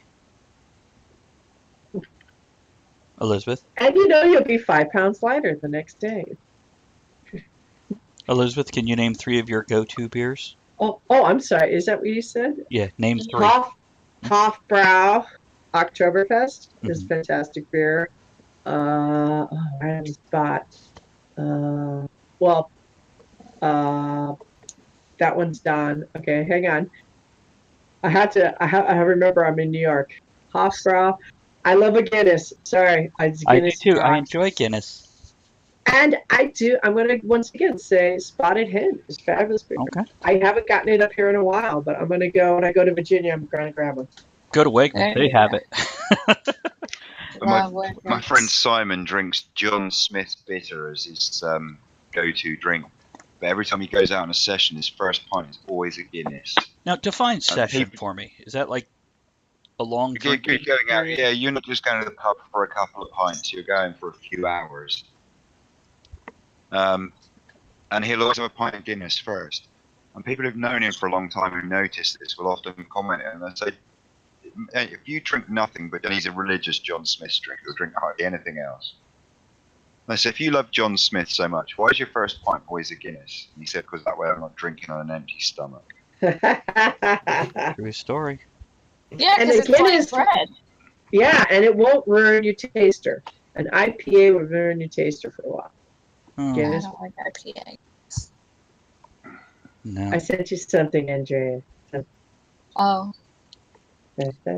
So yeah, I think, much to Andrea's chagrin, I think I might pick up brewing. Now, Ed, are you a beer drinker at all? Do you know what I mean about the shorts? oh my god. No? Not really these days, no. So if I make some, I shouldn't share with you. What was that? If I make any, I shouldn't share. Oh yeah, if you want to share, I'll share. But Okay. beer isn't what I reach for when I want to take a drink. No, I mean, to be honest, it's not for me. But it will be if, again, going back to the sesh. If I'm going out for a drink with the lads, I'll drink beer. Yeah. Because if I drink spirits, I end up falling over because I can't pace myself. Because, I'll make a spirit mixer in 2 seconds flat, while before someone's got a quarter of the way down a pint and I'm at the bar buying my next round. So I'll drink it just because it slows down my consumption rate. But I'm more of a spirits man. If I'm sat at home and I want a couple of quiet drinks in the evening, I'd far rather have a nice whiskey or something and a couple of cans of beer. So would I, I mean, but every once in a while, beer hits the If I'm going spot. out for a sandwich or something, I'll grab a beer. But other than that, I rarely drink beer out. I almost exclusively drink it at home. It's rare that I get, well, any alcohol out because of the cost. You know? Yeah, it's crazy. Yeah. I love beer. I'm sorry, I do, and I No hate reason to it apologize. too because No. it puts weight on women like crazy. But it's lovely. But not men. We It's stay like- slim and svelte. No, beer ruins erection. Tell that to my erection. It ruins- Chuck, I might contact you about that after I talk to my buddy about it. You know, it's comparing notes and everything, and I could even make a beer brewing channel in Discord. Yeah. Yes, Kevin? I was going to say, I've never had a problem with beer ruining my erection unless you smack me in it with a 4-pack. Wait, they sell it in 4-packs there instead of 6-packs? Yeah. You Yeah. can get some in 4-packs here. I've seen Yeah, some. it does. Probably You British. occasionally get bigger packs, but yeah, a 4-pack is normal. Well, that Import Polish beer. beer I buy is in 4-packs. Yeah, any of the It's almost imports. 2-pint can, but it's 4-pack. Mm-hmm.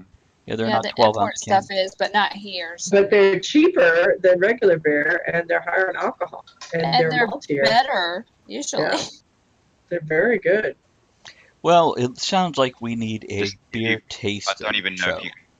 I don't even know if you can get it in the US, but if you ever come across a British ale called Tennant's, I have had tenants. it's horrible. I can't stand the stuff. It's vile. There's a British comedian who made the comment the other day, and it made me laugh. He said it's ironic that the beer that most homeless people in Britain drink is called Tennant's. That's great. So we They could have it on tap, and people proudly display it. Like, this grand to taste. we can do a beer drinking show. Give everybody a month's time so they can go collect it from whatever local place where they can actually, and we'll bring up, 4 different beers. Oh. Shit. And I'll take a sip of it and then hand it to you, Travis. yeah, that works fine.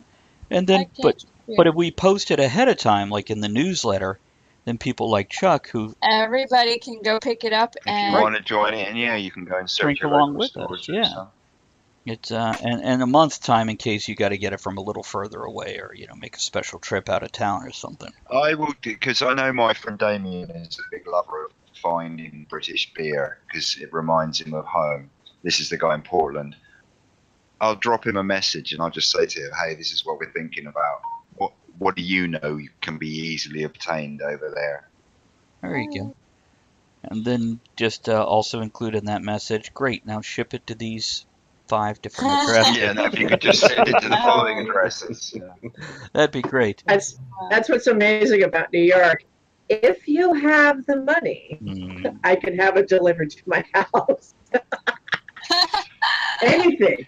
Anything. I love the fact that Damien's got a Scottish friend who owns Portland's only British fish and chips. Oh, that's awesome. It's called the Frying Scotsman. Okay. Should any of you ever find yourself in Portland and you want to taste what real British fish and chips We- do? I had that when we went over there. And she doesn't Yeah. eat much fish, but she liked it. I'm allergic, but I had to have it because By the way, Chuck says, get me the champagne beer, some good old cold filtered Moose Piss, Coors, Miller, or Bud Light. Fuck that. No, you just be quiet. He added fuck that to the Yeah. end of it. I agree. Although, If he Hang wants to on. fuck it, whatever, but no. I cannot concur. I need to interject.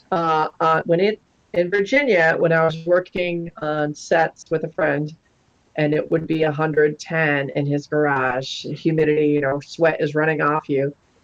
You would slam a bottle of water, you would slam a beer, and then you'd slam a Gatorade, and you could go and the beer was Miller Lite, and you could go all day long. By the way, Oh. I do like Bud Light with lime for that. Oh. Nope, for that, it's good. It's No. nice, light, crisp, and it has lime. I like lime. Bud does something to their beers. It makes me sick. Oh, okay. It's just Okay, that's different. Yeah, it's Shit. But I like Miller lime King in with beer draft. is not unusual in this country either, although we tend to use lime cordial rather than fresh lime. oh. Oh. By the way, Andrea, They quite often get asked for that, pint lager and lime. Chuck Yeah. says Scottish fish and chips. Now, is that different from English What is fish and that? chips. It's just coincidental that the guy happens to be a Scotsman, and hence the cart is called the Frying Scotsman. But no, they're essentially exactly the same thing. It's Okay. just That's fish funny. deep fried in batter. All the fish want freedom. All the fish are wearing little kilts. Scotland has a famous reputation in their chip shops that they will batter anything. They're the country that invented the deep fried Mars bar. Oh my God, is that where it came I have from? seen in the South here. I have seen deep fried Coca-Cola, Yeah. It's like, how the hell did they do that? deep fried Oreos. Yeah, no, I like the Oreos. You There's a- can't eat more than 2 of them, but Did you guys see the fish and chip shop down on the seafront here? Their logo. Yes, I don't know. It's called the Codfather, and their slogan is "We'll batter anything." yeah, I have a picture of that. 'Cause it's funny. Chuck says, "Don't get me wrong. I won't turn down free beer, but not my first pick." Yeah, we can agree with that. But then again, I will turn down free beer, like Milwaukee's Best, Oh, then or that other one that I can't think of. I blocked it. Pabst Blue Ribbon. That's They it. have. You'll come across it here during happy hours. You can get a shot and a beer for like $5, and it's always Pabst Blue Ribbon. Nope. Though I will because drink it's like Bush. a quarter a can. For cheap beer, I like Bush. You okay, Ed? Did I hurt you? Oh, no. Travis likes I'm good. Bush. Some beer is like we had Rolling Rock the other night, but the kitchen was 110 degrees, so it was perfect. I don't think Rolling Rock is that bad. Then again, there's some of the low end beers like Foster's or Little Kings, and that's a cream ale. But some of those I'm okay with. It's. Oh, is anyone partial to a cream ale? I love cream ale. Caffrey's. Say again. What? Caffrey's. I don't know if you can get it there. Caffrey. Right. What's a cream ale? It's exactly what it sounds like. Yeah, go ahead, Kev. I was going to say it's exactly what it sounds like. It's got a sort of, it's a slightly thicker textured ale. Oh. So it's almost like a weak milkshake, if that makes sense. Oh. But a beer In milkshake. terms of how the mouth consistency feels, it's got that thickness to the liquid, slightly creamy aftertaste to the beer. It is really good. It is like, America doesn't do a cream ale. Forget about it. Yeah, I mean, I don't know. It might be pricey because I'm guessing it'd be an import, and therefore No. We extra have it for here. anything, Have you but- tried Little Kings? No. They're big in Ohio, Elizabeth. All right. She's busy looking up Caffrey's. Shush. She's like, I'm not talking to people you. are like, yeah, this brewery makes cream ale. Yeah, but no.